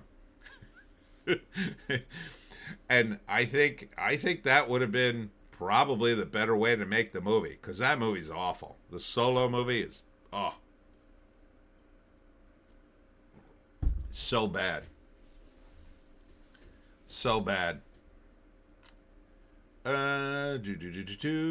June Lockhart died this week. Lost in Space Mom. If you don't know her, she was 100. Good run. Real good run. I used to love Lost in Space, mainly for Dr. Smith, because he was always trying to screw over the Robinson family. And I love the Family Guy parody of that, and I can't tell you what they called him, but you can imagine. Indie Phantom, all this BS this week about unmade Star Wars movie. I know, right? The Star Wars movies you made were terrible. I can't imagine what the ones you didn't make, how bad they would be. Stop making Star Wars movies. Just stop. Just stop until someone else controls Disney, would be my advice. You know what? It dropped this week. I think it was this week. That Iger was the one who, after Lucas sold Star Wars to Disney, Iger had Lucas gave him scripts, or not scripts, but outlines for the sequels, and Iger was the one who said, "Yeah, don't use those." So Kathleen Kennedy doesn't shoulder all the blame, apparently. Indie Phantom. There was another rumor about Fincher, one that sounded equally dumb. Yeah, and Fincher's got something to answer for the Alien movie, although it may not be his fault. The rumor on Alien 3 was that initially the project was supposed to have 3 aliens in it, because the idea was the aliens gestate inside animals, and if they gestate in a different animal, it has different traits. So the 3 animals were a dog, a bull, and a gorilla, because the initial premise of the movie was Sigourney Weaver wakes up on an intergalactic zoo of some sort run by druids. But the problem was they started building the sets before they had a script, and the set designer, I believe it was the set designer, it might have been Fincher, I don't know, but started building a wooden spaceship and had spent a ton of money building sets all made out of wood, the idea being that it was a giant wooden spaceship. And apparently this got very far along before somebody said, "Hey, moron, you can't build a wooden spaceship. It wouldn't work." So they had to scrap all those sets. And then I remember the buzz at the time was that Sigourney Weaver wanted a lot of money and they didn't want to give it to her. But that may be the cover story. Something else, they may have just not wanted to give the movie a lot of money. So the rumor I heard was they slashed the budget at the last minute, and I guess Fincher and the producer said, "Well, we're still sort of contracted to make this movie, so we have to make cuts." So what they did was they cut 2 of the animals and just went with the dog, and they changed it from a druid wooden ship to some kind of prison ship, and which, under the circumstances, wasn't the worst choice in the world. LeMay, why a wooden spaceship? Because the idea initially was that the people running the ship were like space druids, and that's why they had the zoo.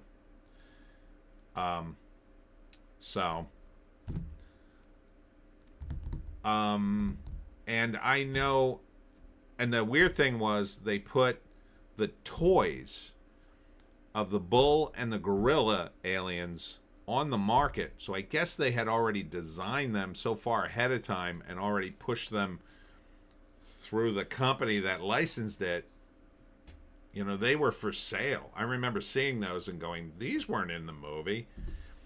And so they cut back to just the dog, and like Fincher and Sigourney Weaver basically couldn't save the movie. Basically, that's what I heard. And like you watch the movie and it feels like very empty and kind of like half-ass. To me, it feels sort of half-ass.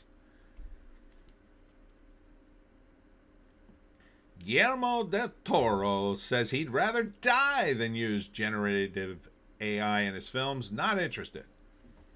Okay, well, if you can make your film in a day and it looks exactly like you want, maybe you'll change your mind. Gus Van Sant on his comeback film Dead Man's Wire and the unintentional movies he's made and why he still thinks about River Phoenix all the time.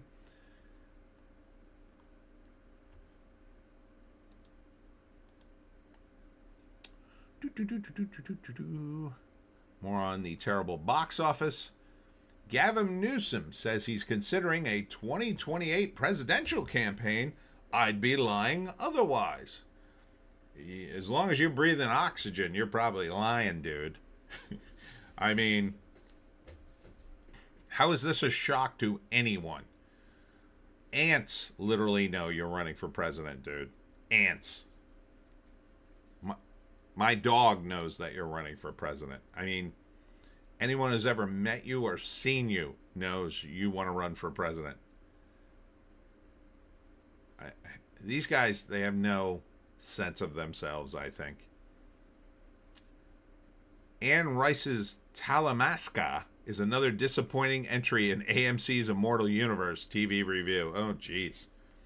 LeMay, LOL. Yeah, the AMC stuff seems to be no bueno. It's a shame, but I don't know if it's woke or what. No one talks about it. She used to be the talk of the town back in the day. Now, I know that the vampire show looked a bit woke. Jeff Bezos' Washington Post defends Trump's aggressive demolition of the White House East Wing. Amazon is among the donors to $300 million ballroom. Oh, yeah, it's a big conspiracy, Variety. Huge conspiracy. Dude is demolishing the East Wing of the White House to build a ballroom and to rebuild the theater. And these clowns, other than now the Washington Post, because they actually hired some non-leftist, won't report it. He's literally going to rebuild the theater too. I would imagine that the ballroom could probably be,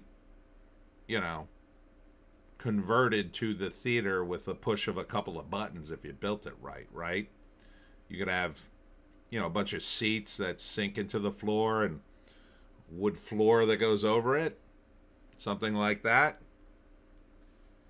Or you just hire a bunch of dudes to bring out chairs? I don't know. But the report on the ballroom since this dropped is just unreal from the mainstream media. Indie Phantom. Woke in 2025 say it isn't so. Ain't so. It is so. Woke isn't dead. It's struggling. It's on life support. It's slowly being pushed out of the mainstream and being ignored, but it's not dead. Keep in mind, there are a lot of people who are heavily invested in woke and won't let it go. And you don't need a lot of people. You just need a few people who are determined to ruin everybody's good time and willing to abuse their position, what little power they have, or just make everybody so uncomfortable that everybody just goes, all right, whatever. We'll call you whatever you want. Just don't call us racist and just stop screaming. There are a lot of people like that. I mean, they just want to get on with their lives and they don't want to deal with people. I mean, I certainly don't, but yeah, the mainstream media's reporting of the East Wing is unbelievably, I wouldn't even call it woke. It's just stupid. It's just like, it's not doubling down, tripling down, quadrupling down. It's like the 10th time the media has gone so hard in the paint just to smear Trump a little bit more. And it's not even working. It's not even working. At this point, what Trump supporter would ever trust the media sources that come out with this crap? I can't think of a single one. Maybe there's a handful of independents who voted for Trump very reluctantly and then immediately regretted it, but it was too late. And then they came out of the voting booth and said, well, it's too late now. And then like a week into his presidency, they're like, oh, what have I done? Yeah, but how many people could that be at this point? He's achieved win after win after win. The Democrats lose again and again and again and shoot themselves in the foot, punch themselves in the balls, do the dumbest things imaginable again and again and again. The only people, and I mean the only people at this point, who believe the ridiculous story that Trump demolished the East Wing simply because he's an evil man. And what I heard, the craziest one by far, and I have a friend who retweeted this on Facebook, and I think she's a believer too. Possibly. She may have retweeted it because even as liberal as she is, she doesn't believe it. But the theory is from her that Trump is building a bunker underneath the ballroom because he intends to stay in the White House and never leave. So there's that. There's that blue anon theory. And none of these people just admit the truth. And the truth is, Trump was in real estate his entire life. He knows guys who build things. He has been in charge of many, many buildings and knows how to build stuff. And this is a historic piece of building that, of course, he got sponsors for. These guys were tripping all over themselves to donate for this thing because there's going to be a big plaque in the ballroom that lists all the donors. Of course there will be. 100%. It will not cost the taxpayers a dime to build this thing. And will it be good? Good. It's going to be amazing. And Trump's tastes have always been really gaudy and imperial. I mean, if you've ever been in the Taj Mahal back in the day, you know that. And normally that stuff, you look at it and go, God, this place is like ugly as F. But for the White House, it's going to be perfect. It's going to be this giant friggin' ballroom with crystal chandeliers and a wood floor and all the little cherubs and, you know, all the little pillars and all the little decorations on the corner. It's going to cost a damn fortune. And it's going to be amazing. Indie Phantom, how do you retweet on Facebook, Tony? You know, you find something and then you put it on your thing. I mean, it wasn't her explaining the bunker theory. It was somebody else. So somehow she uploaded it, I guess. Re-Facebooked it? I don't know. I saw it, I was just like, oh, God. This has got to be a joke. I didn't want to ask her. Because I was afraid she might go, no, it's no joke. Indie Phantom, I think building a new movie theater in the White House is cool. Then Trump can sit and laugh at Hollywoke slop and style. Yeah, not only that, the technology. It was built back during the FDR days. The technology's way better now. And of course, it's going to be like giant TV screen with a modern sound system that's going to have all the bells and whistles. And you want something, you know, for the president, I guess, that he can watch a movie if he has to, or needs to entertain people, and they could all watch, I don't know, whatever, you know, Angel Studios movie that comes out. They could watch it in the theater. And they won't watch most of this. All right, let's, what is this? In Orion, a tense sci-fi two-hander serves as a sharp social allegory. We don't have absolute truth anymore in this world, says Film Quest. No thanks. Truth is not subjective. Over at Bounding into Comics, comic book stores coming back to life thanks to Absolute DC, Ultimate Marvel, Energon Universe, and Invincible. Well, I don't know about Ultimate Marvel. They're ending that. They're ending Ultimate Marvel. So that's going away. Absolute DC looks terrible to me. LeMay, my older classmate might bring this up, so I hope she doesn't. The Energon universe, looks okay-ish. I don't know how long they could sustain that. And Invincible, are people still buying Invincible in the comic book stores? I don't know. That's a big pronouncement. I kind of have to push F for doubt or X to doubt or whatever I have to push. 7 Wonder Woman villains could face 7 villains Wonder Woman could face in the DCU. Are there even 7 in Wonder Woman? Dr. Psycho. I hope it's him. I don't remember him at all, but he's pretty funny looking. Veronica Cale. I don't know her. Looks hot. I don't think she's very famous. Cersei. Right? That's Cersei. I think. Yeah. Cersei. Yeah, that would be top of the list for me. Cersei is Greek goddess, I believe. Giganta. I vaguely remember Giganta. Somehow that's a fetish as well.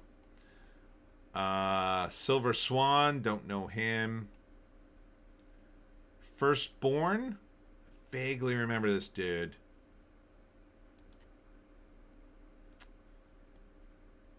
And Ares, yeah. Ares and Cersei are like the 2 big ones. Yeah, maybe. Over at Hollywood Reporter. Out to pasture why Hollywood's animal actors can't find work. Poor Indy. You don't need them anymore. Now you got AI. Now you got CGI. And this way you don't have a dog. You don't have to put him in real danger. And he can work nonstop. If anyone's interested, Diane Keaton's former Beverly Hills estate has listed for $25 million. So if you need a place that smells like an old lady, that's where you could go. Sydney Sweeney wants to surprise people with her projects. Everyone's like, Sydney Sweeney's doing that? Well, you certainly surprised me with the boxing movie. I expected you to do a movie when you were in a bikini or a tight dress or a mini skirt, not where you got punched in the face and looked like, a butch woman. I didn't want that. I don't want to see that movie.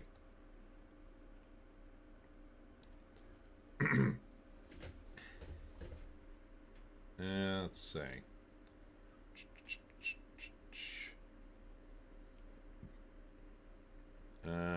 Don't know about this.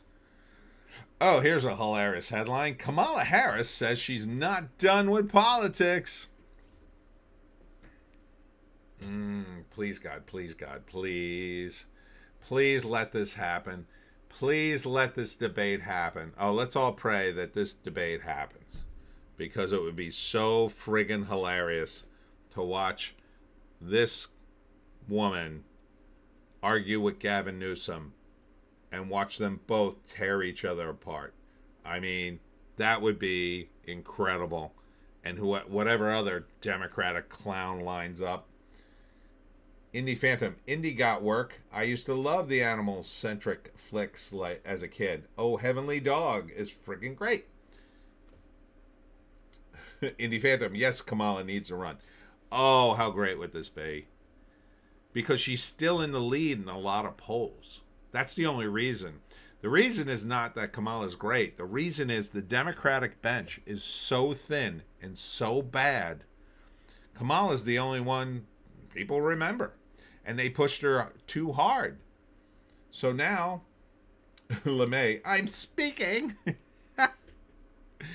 Oh my God, she'd get flattened by J.D. Vance. Absolutely flattened. It'd be great. It'd be guaranteed. Guaranteed. I'd put a bet on the Republican candidate, no matter who it was. It's probably going to be J.D. Vance. It might not be if something goes wrong, but 90% right now, it's going to be J.D. Vance. Absolutely flatten this clown.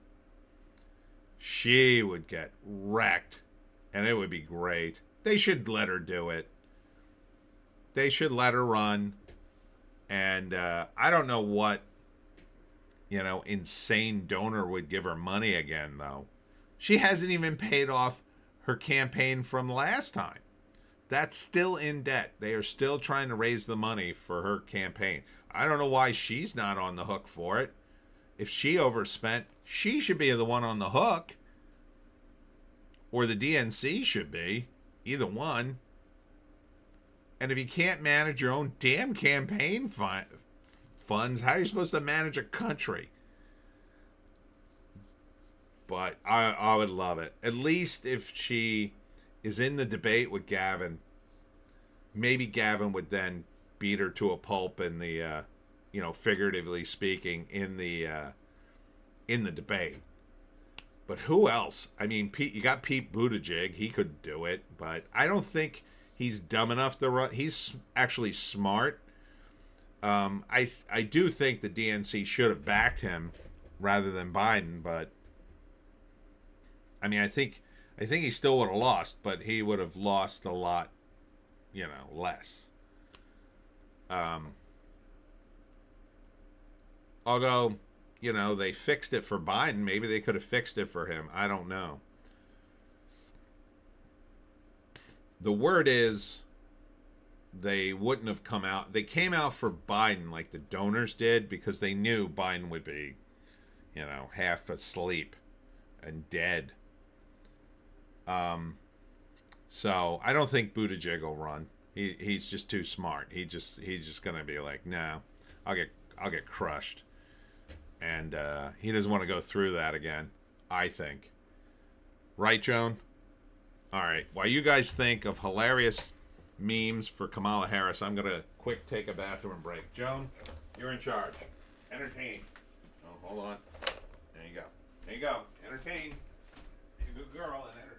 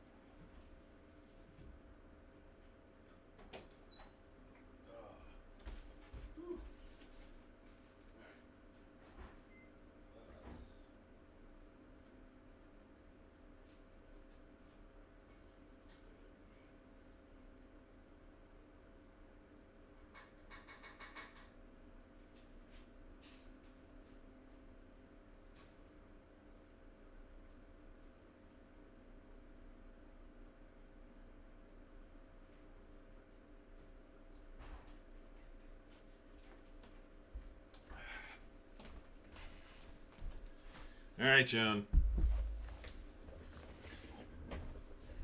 Indie Phantom just looked up pics from Oh Heavenly Dog. Jane Seymour is perfect woman. Still looks good in these pics. If these pics don't lie. Yeah, Jane Seymour. Yeah, she's on my list of very hot women.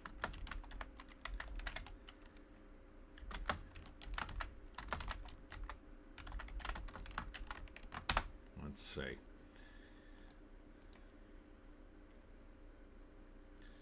Whew. Yeah, she's beautiful.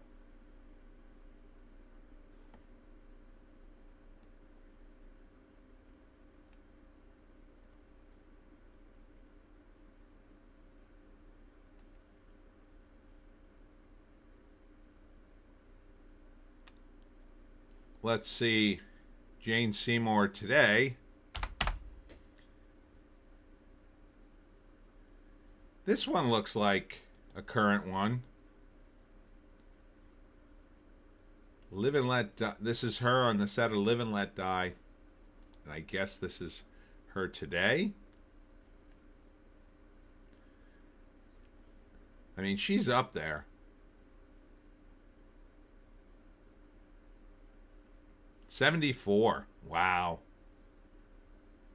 Storbang is here. Most lovely and somewhere in time. Oh, let's see that.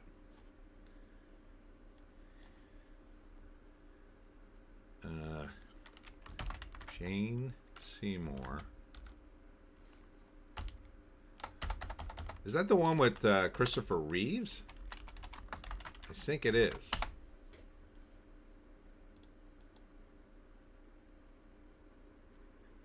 Yeah, looks great in that too.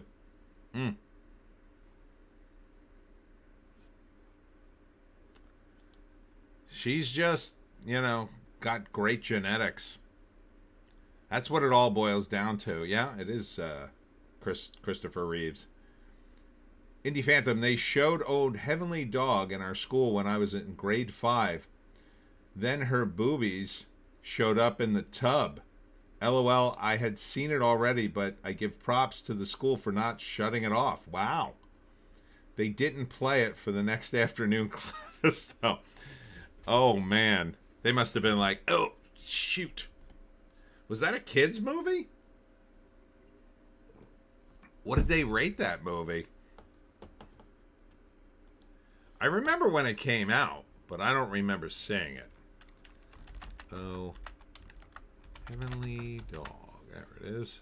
1980. It was rated PG. You telling me there's boobs in this scene?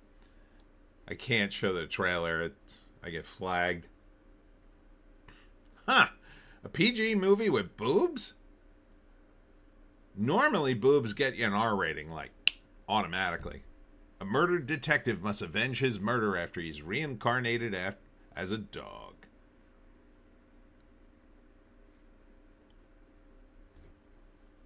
Ah, Chevy Chase. Chevy Chase, still funny. But Chevy was always kind of an a-hole, and he's still an a-hole. But he's an a-hole in a funny way, I think.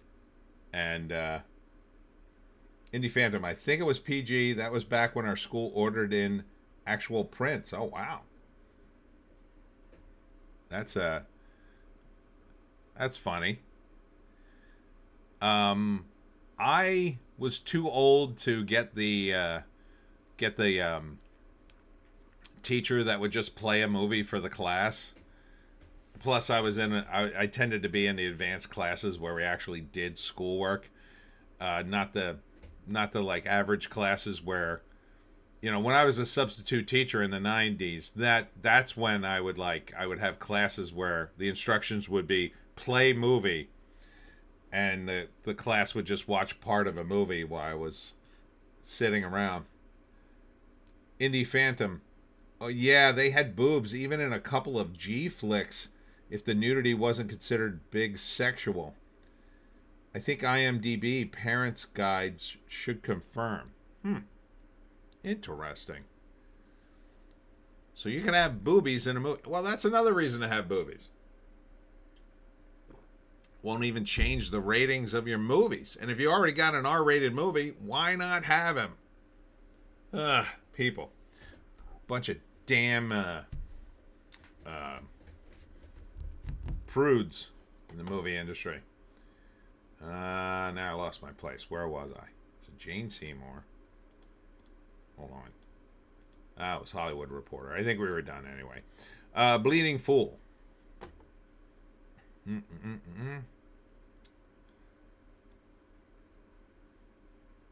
Who really killed fantasy?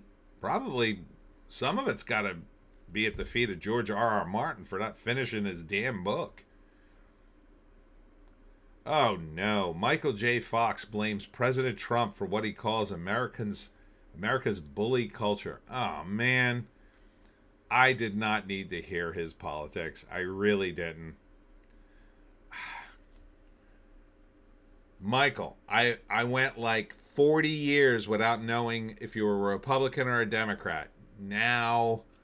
I know. We live in a bully culture right now. We have bullies everywhere. You don't need me to point the finger at who, but there are bullies, Fox told Empire magazine. In this movie, Biff is a bully. Time is a bully. Okay, what else did he say?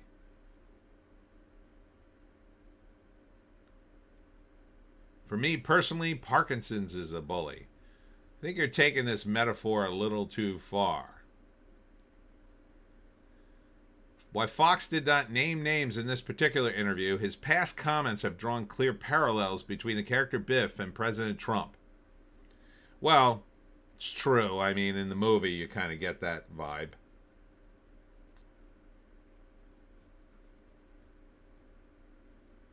Indie Phantom, we had movies at lunchtime every Friday, and it was a fundraising thing for school trips because we had a canteen selling stuff and kids ran it. Now you can't even get boobs and a hard R. Indie Phantom. Idiot Canadian Fox. He said S about Trump before. He was asked if Alex P. Keaton would like Trump, and he said no, meaning he has no memory of that character at all, or the TDS wiped it out. Yeah, I mean, come on. Alex P. Keaton wouldn't vote for a Republican? You saying he's a neocon? At this point, TDS is just an embarrassment. I mean, when TDS dropped initially, it was kind of like, well, they kind of can't process. Now it's just outright embarrassing. Totally embarrassing. No, here's this headline. Fans stunned as Marvel ends the Ultimate era. Has the comic giant lost its mind? Yes. Yes, it has. A long time ago. I am not surprised at all they're ending the Ultimates line. I mean, they would have ended it eventually anyway, but it's not like they care about sales. Both the major companies, I don't think, care about sales at all. They lose money, I think. I'm pretty sure they're losing money. I mean, it costs a lot of money to make a comic book, even now, even with their printing costs driven to next to nothing. The talent cost is still a lot. I mean, my friend was getting, to draw Batman, he was getting $275 per page. Now, he was drawing like Batman and Detective Comics, like top end. He was getting the highest pay rate. But $275, that's over $5K, and he was only doing pencils. He was getting over $5K an issue just to draw, Batman pages. So, and that basically comes out to about, over $5K a month. So he was pulling down as a penciler for Batman. And this doesn't count other things. Sometimes they make you do other things like, oh, we need art for this or that, and then you get paid even more. And this didn't count the royalties, and I don't know if he got any for the books he worked on. He did a relaunch of or a redesign of the Riddler that I don't think went over well. It was the one where the Riddler he looks really handsome and he has like a question mark tattoo. I don't think it went over, but so yeah, he was pulling down like over $5K an issue just to do the pencils. Now he would have had the top money. I assume the inker would have gotten something comparable, but definitely less. So, between him and the inker, that's got to be $10,000. And then you got the colorist. It's probably at least another $2,000, and the letterer. So you're throwing out 12 to 15 grand just to get the production done, and that doesn't even count the editor.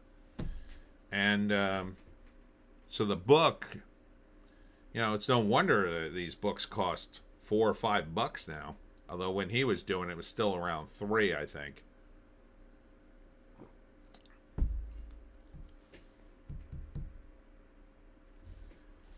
So, doesn't surprise me at all. Marvel Studios co-founded producing new version of Echo's comic from Aspen. Okay. I mean, I guess to me the only deal with this was Michael Turner's creation. You know, I think he died. I believe he died of cancer or something tragic like that.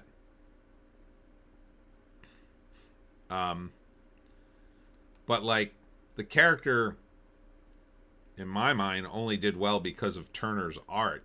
So maybe this art will bring fans in, but I don't think anybody really knew what the hell the story was. Like those comics are like collectibles now, especially comics like that. They're not story driven. And this is one of the reasons I can't even do them anymore, because nobody cares about the damn story, really. I mean, some of the fans do, but no one in the world of comics gives a damn, I could tell you that. You know, I've met tons of artists over the years, very talented guys, but, you know, a lot of them, they could write okay, but, you know, the bar is so low for the writing. It's like the idea of hiring a writer for anybody other than the big two seems almost like, oh, why even bother?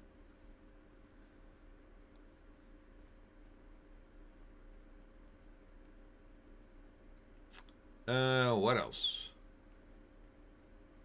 This is all old stuff. All right, over at Deadline.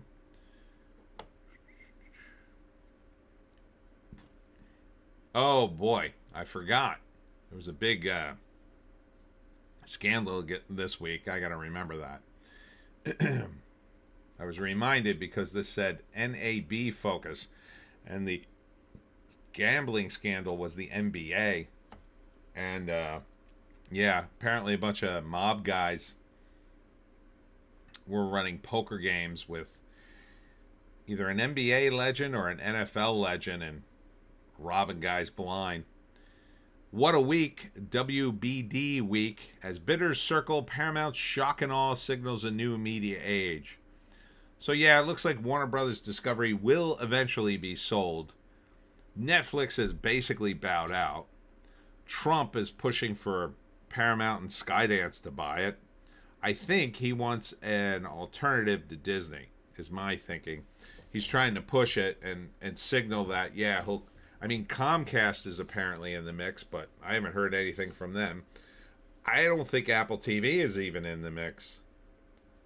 And I wouldn't imagine YouTube would have the money. Maybe, I guess. Amazon probably does. They seem to be doing, well, I wouldn't say they're doing fine, but they have like so many of their own projects. I don't know why they would pick up a bunch more to just wokeify them and ruin them, which seems like what they're doing. So my money's on Skydance Paramount. So we'll see. It would be interesting because then the DC Comics will be in the same universe as Star Trek. Clint Miller, early morning, gotta go. Wish me well with the surgery. Everybody, wish Clint well. He's having eye surgery tomorrow. I wish you well, buddy. I hope it all goes well and you are soon home recuperating and relaxing. So.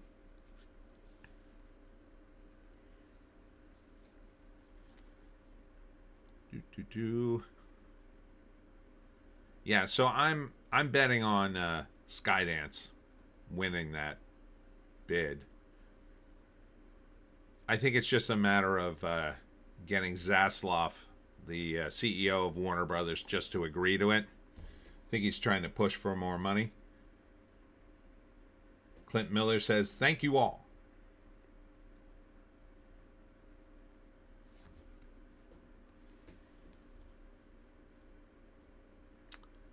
Kate Sackhoff recalls Comic-Con fans booed her during Battlestar Galactica launch. It upset me a little bit. Indie Phantom says, good luck.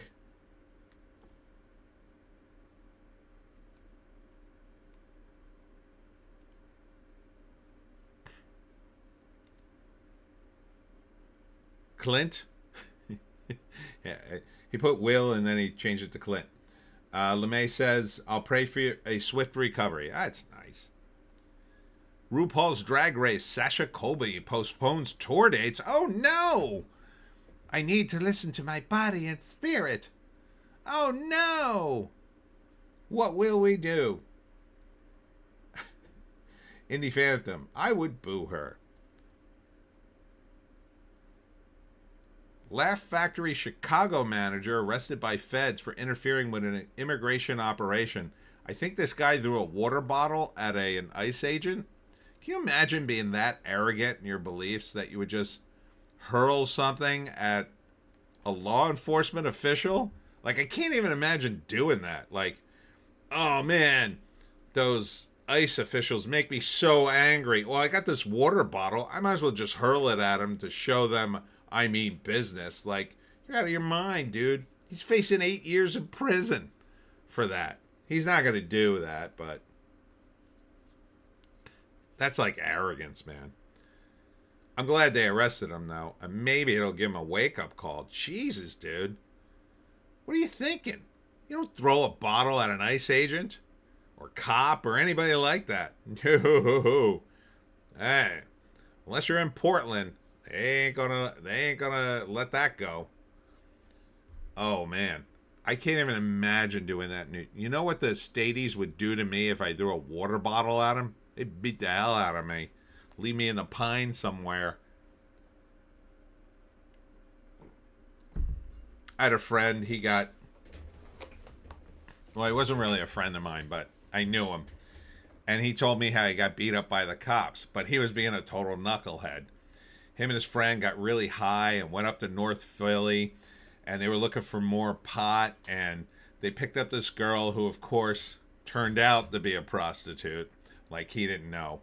And then she took him to a gas station to buy more weed, and they were super high, and I think they were just intending to rob him, but then the cops showed up and arrested them, and they took him up. They took him to this... and actually a movie theater parking lot in Philly, which is the movie theater's parking lot. It's called, the Riverview, because it's near the river.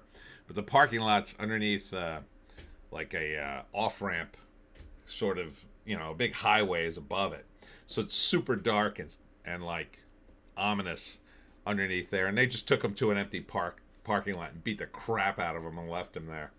They left their car all the way in North Philly, so they had to like limp their way. Eventually, they got a cab, went back up to Philly, got their car, and went home. LeMay, you got state officials claiming that they will arrest ICE agents after Trump. Yeah, those guys are full of it. They're not going to do that. Number one, they're just not going to do it. Trump would lower the boom on them. Like, I mean, first off, picture a guy like Pritzker doing it, right? He's the governor of Illinois. Right? Oh, I'm going to arrest your ICE agents. Imagine he sends a bunch of his cops and they detain a bunch of ICE agents. Do you know what that would set off? That would set off, first off, Trump would cut all the money going to Illinois. Just cut it. Because he'd be like, I want apologies. I want these guys let go. I want you to stop hindering them. They wouldn't see a dime. They'd be screwed. These blue states can't survive without federal handouts. They absolutely cannot. I wish Trump would cut them off. I want Trump to cut them off. I want Trump to cut all the blue states off. And just say, you can't have any money. Until you comply with, the ICE. You got to get rid of all the. If you get rid of all the sanctuary cities and clean up your cities, San Francisco's actually making an attempt, by the way. But if you actually agreed to like get rid of the sanctuary cities and enforce immigration law, then I'd be like, okay, fine, give them the money they need. Whatever. What's wrong, Joan? You okay?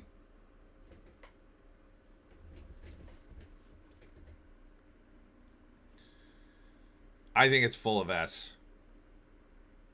What they want is what they're going to get, which is a bunch of local randos doing something stupid. One of them's going to pull out a gun and someone's going to get hurt. That's no bueno. But that's what the Democrats want. They want to be able to point to an incident and see. They want an ICE agent to overreact is what they need to have happen. They've already had a couple of, I've seen one on video that they could probably run with, I think, but the guy refused an order basically, and the ICE agent apparently decided to arrest him because he wouldn't move or something. So I think he's okay, but he was pretty aggressive about it. So Newsom, 2028, California governor to decide on White House bid after midterms, says Trump presidency over if Democrats win in 2026. That's looking less and less likely. LeMay, someone already pulled out a gun and got shot. Yeah, but it was... What has to happen, though, it has to be an overreaction. That wasn't an overreaction. In my opinion. I think they both got shot. I think the suspect got shot and he did.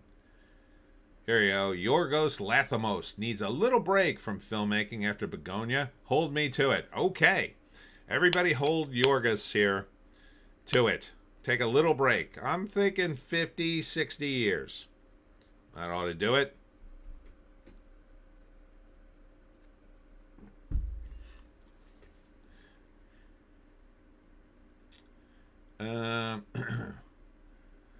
Time magazine releases new Donald Trump cover photo following his criticism of previous photo.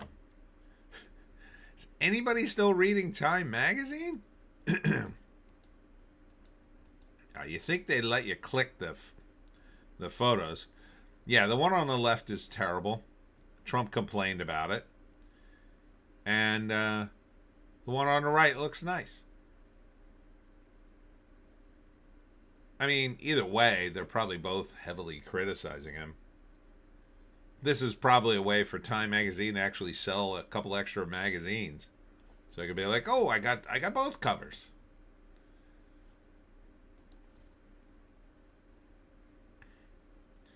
Marissa Hargitay reveals she tested for Friends so many times and initially thought she would be a comedian. Can you imagine Marissa Hargitay of SVU, Law and Order SVU, as a comedian? I can't even imagine that. She doesn't seem funny at all, but that's probably the role she's played for like decades as Olivia Benson, the one of the main characters on Law and Order. But I cannot imagine her in the Friends role at all. I mean, she's hot enough for it. I just can't imagine her. I mean, she was, probably when she auditioned, she was, hot enough for it. Now she's, an older woman. She still looks nice, though. But I can't imagine her in a comedic role. I just can't. She probably did her career a favor, though. She'd probably be out of work if, look at Anna Faris. Anna Faris is pretty funny, and she didn't got too much work these days because they're not making comedy movies. But I think they're going to make another. I think they're going to revive Scary Movie. I think there was an article a few weeks back. So she might be back. Don't care. All right, moving on. Cosmic Book News. Zack Snyder shares never before seen Ben Affleck Batman photo. Everything I hoped it would be.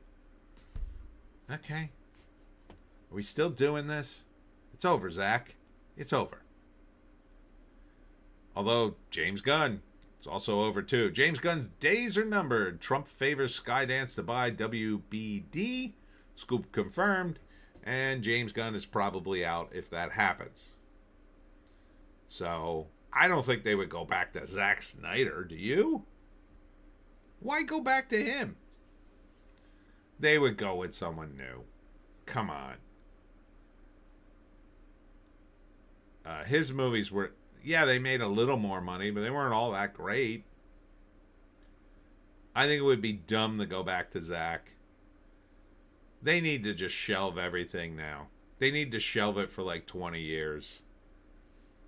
They won't, but if they shelve it for like 5 or at least 3, I mean, just give us a couple of years with no superheroes and then bring them back.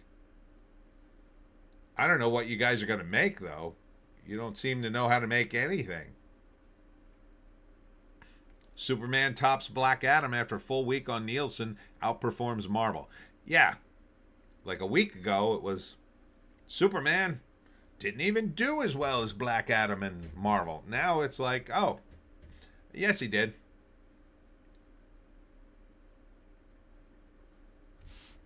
And I think that's about it. Oh, no Tatiana Maslany, She-Hulk, and Avengers Doomsday, everybody.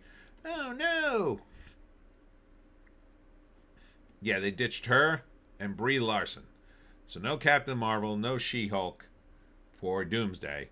I don't think that's really going to save the movie franchise. But you never know. Aaron Pierre on DCU's Lantern. An enormous shoot, grand scale. I don't have any confidence in Lanterns at all. What's the name? Damon Lindelof is involved, and I just can't stand that dude. I think everything he's worked on is terrible. Excuse me. And here's more on Crime 101. Halle Berry's in it. Still looks good. I mean, she does. Her boobs. But the movie looks okay, I guess. Over at The Wrap, more on Chainsaw Man. Maybe I need to start writing Japanese anime. 7 best new movies on Paramount Plus in October 2025. All right, let's take a look at those. Let's see if they're right. The Naked Gun. It was all right, I guess. No Country for Old Men. That was good. I like that. Heat. It's okay. The Warriors. I kind of like The Warriors. The video game's pretty good, too. If you ever played that. Scream franchise? No. That sucks. I hate Scream. Hellboy. The original? Yeah. It's all right. District 9. I love District 9. Okay. So that's a pretty good lineup. 7 best psychological thrillers on Netflix in October. All right. Watcher. I think my girl watched this. Kind of mildly interested in. Because it's based on... oh no, this is a different movie. The Watcher is the one I'm thinking of. Then in that case, I have no idea. Fair Play. No, I don't know that movie. Mean psychological thriller. Reptile. Underappreciated, unfairly often forgotten psychological crime thriller. Maybe. Gerald's Game.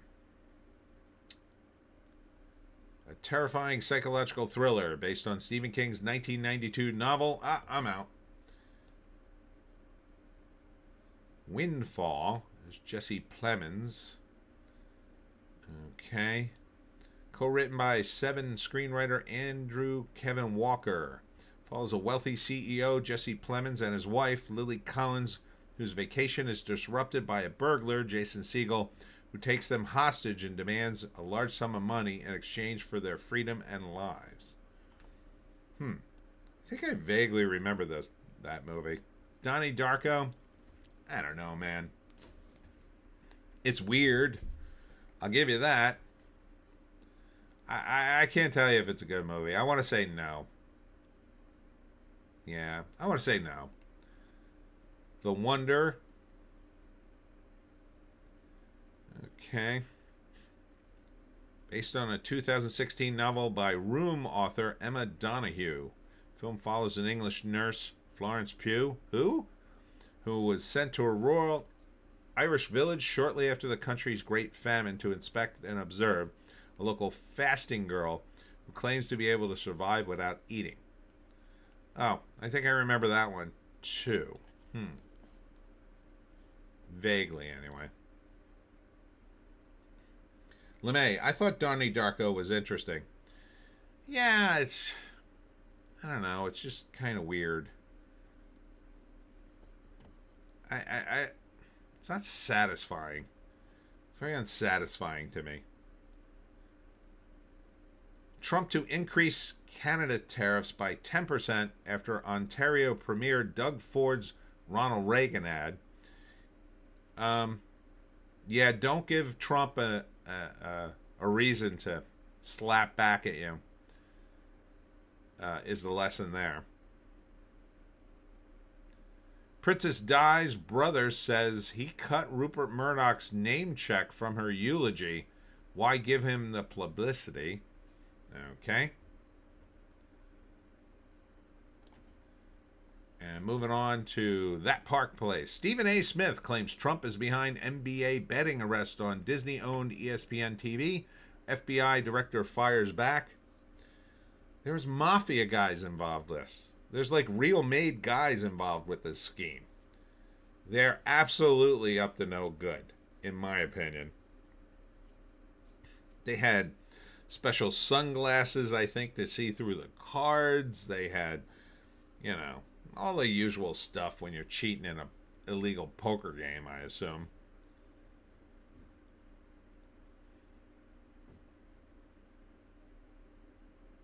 Disney announces lineup of new and old characters for Jollywood Nights 2025. No idea what that is. Something at the Disney parks. Simu Liu meltdown at Vince Dow over Rice turns into a career reality check for Marvel star. Simu Liu seems so incredibly ungrateful.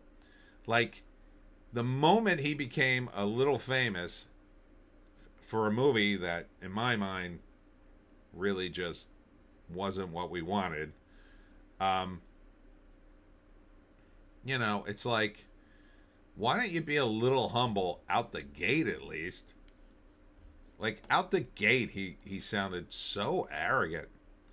Simu Liu's profanity-laced reaction. In a profanity... Okay, what did he reply to?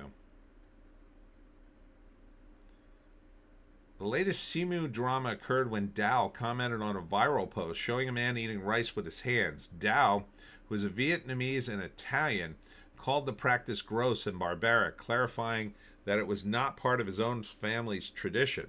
His remark, while blunt, was clearly framed through his own cultural lens, but Simu Liu took a personal offense, and his response quickly became the bigger story.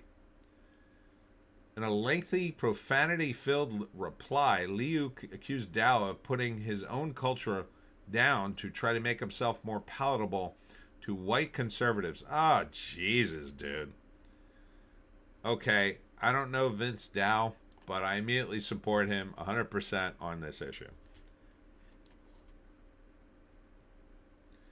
Breitbart. Democrat 2028 litmus test must pledge to demolish Trump ballroom?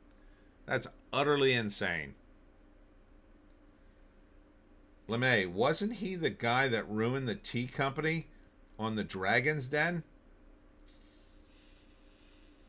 I don't know. Dragon's Den.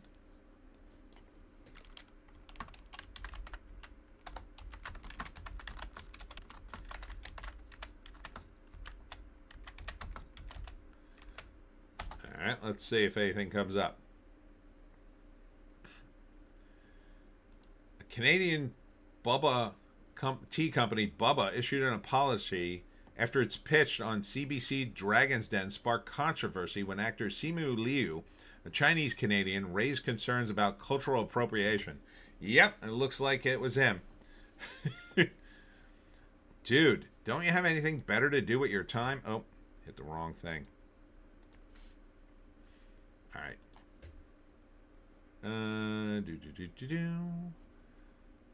Time is it? 9:30. Let's go to entertainment. Lincoln lawyer author. Soulless AI is a danger. I don't find it a danger at all. I don't think the AI can write. I don't think it could tell jokes. Nobody's reading anyway.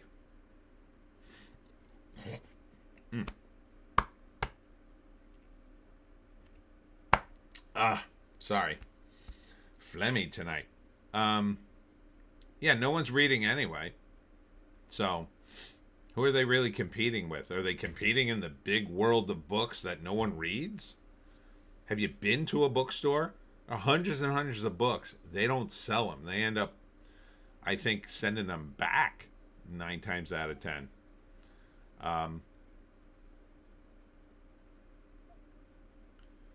LeMay, Vince Dow is a political commentator here on YouTube. Oh, okay.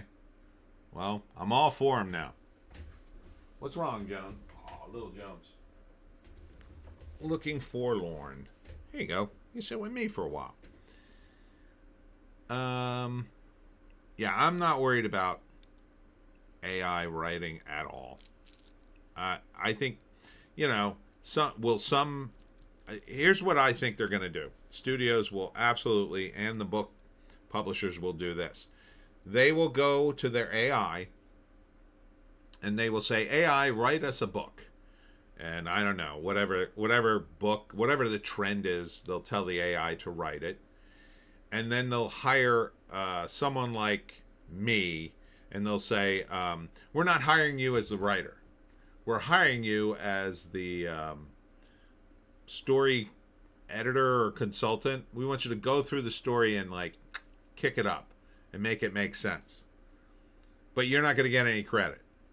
And then they'll pay me whatever they pay me, and I'll fix the story, and then they'll publish it, probably under a fake author's name that they also created in AI, with a fake background and all that, and then they'll publish the book. So in that respect, you could say AI is a danger, but I still don't think the book you get will be very good. It'll be very derivative. It might make sense after you feed it through another person who will have to rewrite quite a bit of it. But books are kind of like that way now. If you ever saw that episode of The Simpsons where they did the Neil Gaiman episode, and the premise was, I think it was called The Book Heist, and the idea was Lisa was going to write a book the old-fashioned way, but Bart and Homer were going to write a book in order to pull off a scam, and they orchestrated it like a heist. So Bart and Homer put together a team to create the book and the fake author, and Neil Gaiman was in on it too. He was the special guest.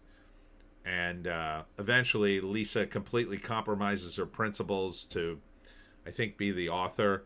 And, it was more about the background of the author than it was the actual book. And, it was all about book publishing and how they create, books that are a whole media package rather than just a good story and, promoting talent. And they all wrote it together. It was a big team of writers, and Lisa just takes the credit. John Nolte, Disney Springsteen, Deliver Me From Nowhere, bombs in the USA. Oh, and there's a review, too. I look forward to seeing that when it's free on your site.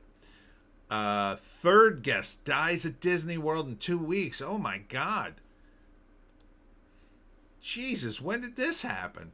A guest died at Florida's Disney World Resort on Thursday, the third in less than 2 weeks at the sought-after Orlando holiday destination that cast itself as the most magical place on Earth.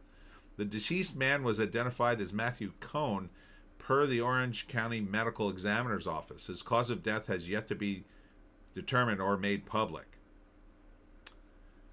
The death happened at the Contemporary Resort Hotel where another woman died less than 2 weeks ago.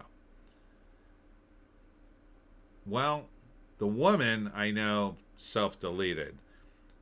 And before that, I believe it was a kid who died in an accident, I think.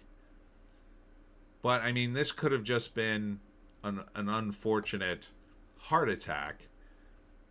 You know, he would have died anywhere, but he ended up dying in Disney. Jeez, though. That looks horrific. That looks really bad, Disney. I know it's not your fault, kinda. I mean, maybe the first one, but wow, that's messed up. Watch, Joe Rogan enjoys attending church, praises benefits of faith in Jesus Christ. So he's loving that. Avril Lavigne, Blink 182, and Weezer, what is this, 1993? Among rockers at politically charged Las Vegas concert. Destroy American fascism. God dang it. I knew Weezer would be woke. I just knew it. I hadn't heard anything specifically, but I knew they would be on that train. Why? Why are you getting on this train now? He's brought peace to the Middle East.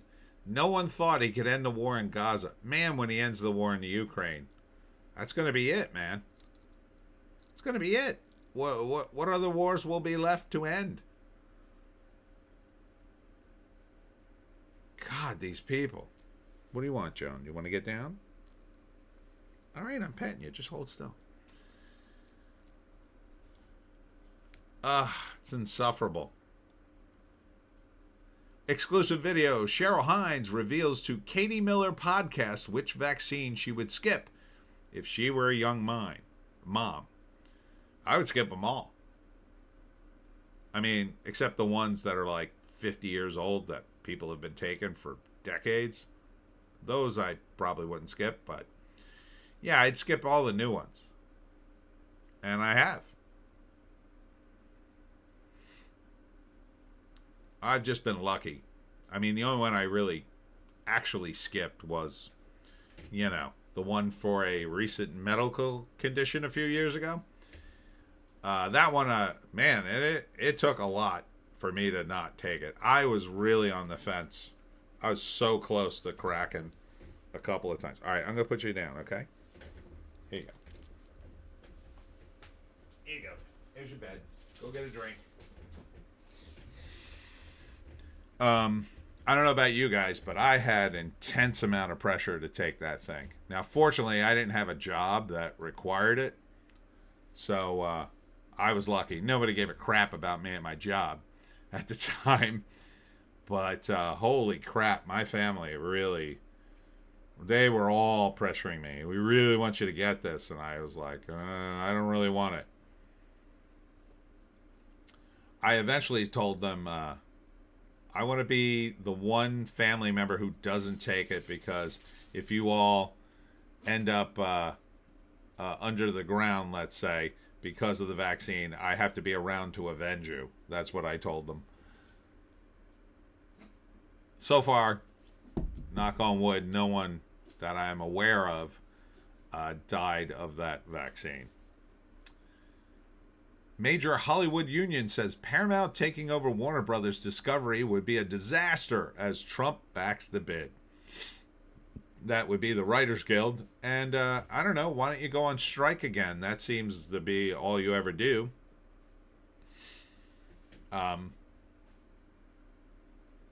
Yeah, it's a disaster because, again, like, I don't know if these guilds or these unions do anything now other than take a bunch of money and kind of not protect workers. They don't get them work. It just seems to be a constant shrinking club that only certain people get in and nobody else can get in. I mean, I wanted to get into it for years. And I came. I shouldn't say I came close. I had a shot at it at one point, but we had a plan to get me in. But now it's like, who cares? The internet's destroying everything in Hollywood, including the unions. What are they going to matter in 10 years? What are they going to matter when any bozo with a laptop and access to an AI program can make their own movie? Where are you going to be? When you could take a book and put it in the AI and see the movie, you're done. You're cooked. Imagine that. Yeah, that's another one. I just thought of that. So imagine you're just sitting there and you've got access to AI Netflix or whatever, and you just say, Netflix, do you have access to the Lord of the Rings book? And the AI goes, yes. And you go, okay, show me the Lord of the Rings movie with every single scene in it, including Tom Bombadil. And you can cast the movie or let the AI cast the movie. I mean, I think it would be pretty great. And you could do it with any book that the computer would have access to. Or you could just download the book or download the movie or whatever. I see it as you would have an online sort of storage, right? Where you could store, whatever movies you liked and maybe whatever stars you liked, and then you could just put them in whatever you wanted.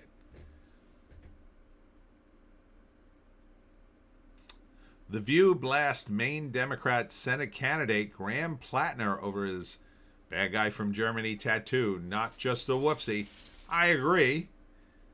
I don't really care, but I agree. You probably shouldn't nominate a guy with a tattoo like that. At the very least, he should have gotten it removed.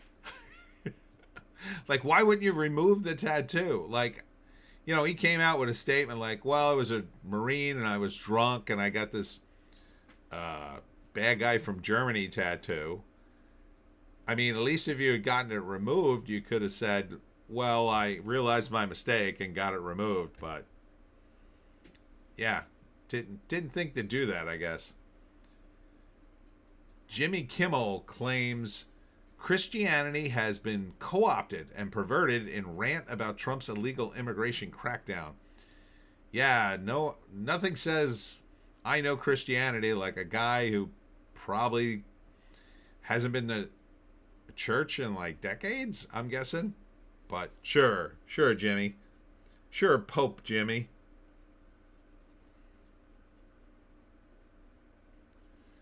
Watch. Stephen Miller slams Robert De Niro for bad guy from Germany smear. A sad, bitter, broken old man. I remember that. And Netflix goes all in on AI to enhance content creation. I don't know what this means, but I think it's going to mean something similar to what I keep saying, but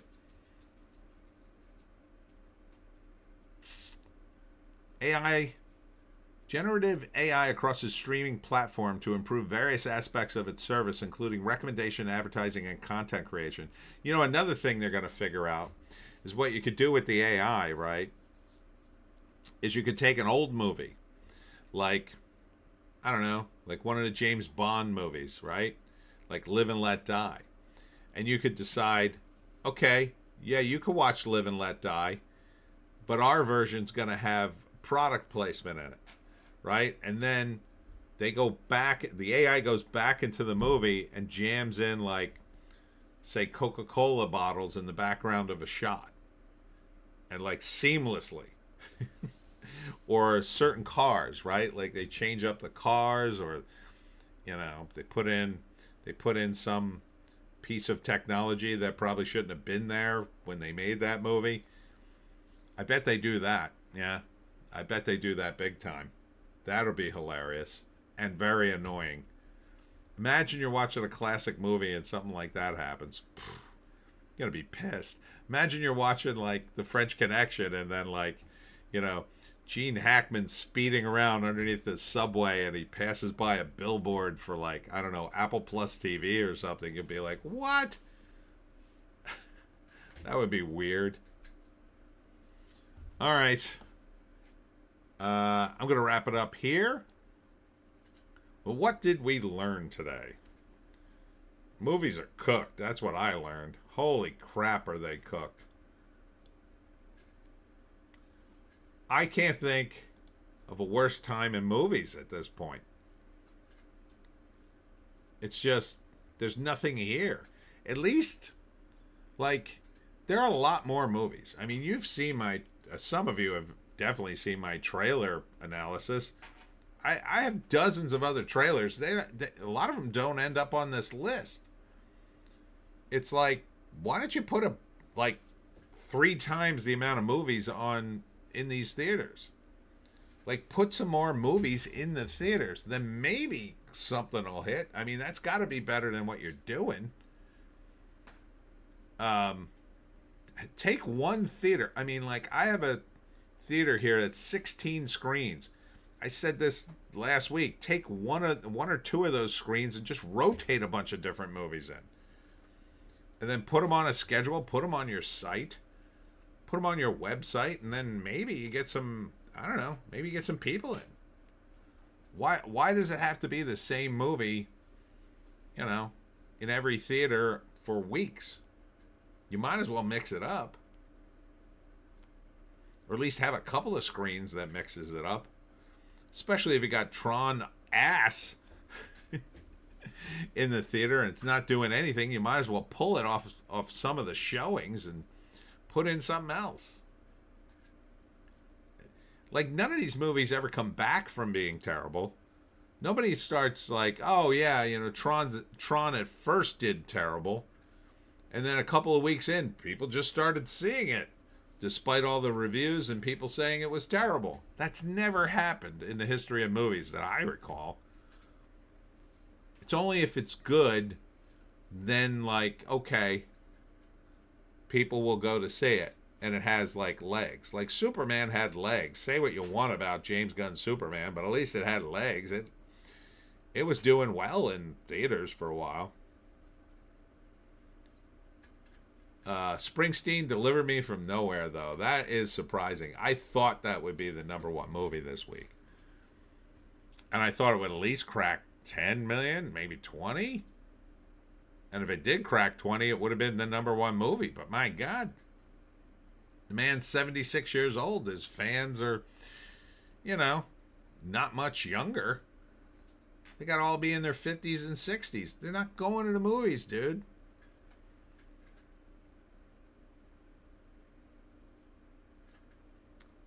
LeMay, anime movies filled with violence and boobs, starring a horny, depressed teenager's cells. Yeah. I mean, listen to those elements. Violence, boobs, horny, depressed teenager. That used to be in movies. In the 90s, that was a movie. Because it would be a coming-of-age movie. There'd be boobs in it.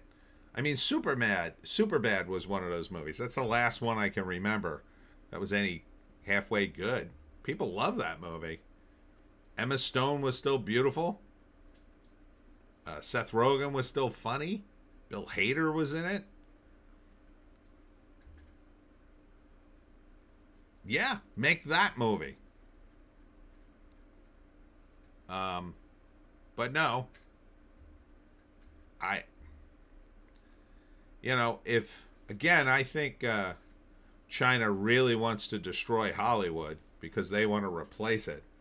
Which is actually, now that I look at it, kind of a bad idea, because the Hollywood system, although it's still sort of working in China, for China, because people go out to the movies there, I think as a long-term investment, they've made a huge mistake, because Hollywood was already dying anyway. And, they might take it over, or at least greatly influence, but who the hell's going to watch it? Who the hell's going to watch these things? So, yeah, we've learned that movies are cooked, anime sells, and we need more boobs in movies. All right, so that's it for me, Tony D, and Little Joan. Thanks for tuning in. And what's coming up for me? What am I doing? Next week, I do have an event. The event I had to postpone at the 13th Child Brewery on next Sunday. That ends at 7, so I will be late next week. Probably start at 8, or possibly a little later. Where's my list of things? All right, coming up this week, I'll be at the Residence in Stafford and Manahawkin, New Jersey at 11:15 a.m. Ooh, early. For How to Hunt the Jersey Devil. That's on Tuesday. Wednesday, I'm going to the Otto Burns Public Library in Northfield, New Jersey for my 6 p.m. How to Hunt the Jersey Devil. That's open to everybody. The first one's, just the residents and their family. Then October 30th, I'm at the Pemberton Senior Center in Brownsville, New Jersey at 10 a.m. Ooh, early. For How to Hunt the Jersey Devil. And I might have something for Halloween, but we're still negotiating. November 1st, I'll be at the Brant Beach Yacht Club. This is the BBTA Speaker Series in Long Beach, New Jersey at 10 a.m. I don't know. I'm going to have to leave super early to make that one because it's a long ride to Long Beach. How to Hunt the Jersey Devil, that's members only. Got to be in the yacht club, or in the BBTA, I should say. And on November 2nd, that's Sunday, I'll be at Booze and Brews at the 13th Child Brewery in Williamstown, New Jersey from 3 to 7, which is why I'll be late. All right. Hope to see you there. Thanks for everybody for tuning in tonight to the live stream. Leave me a thumbs up if you get a chance on the way out. And we'll see you in the next one.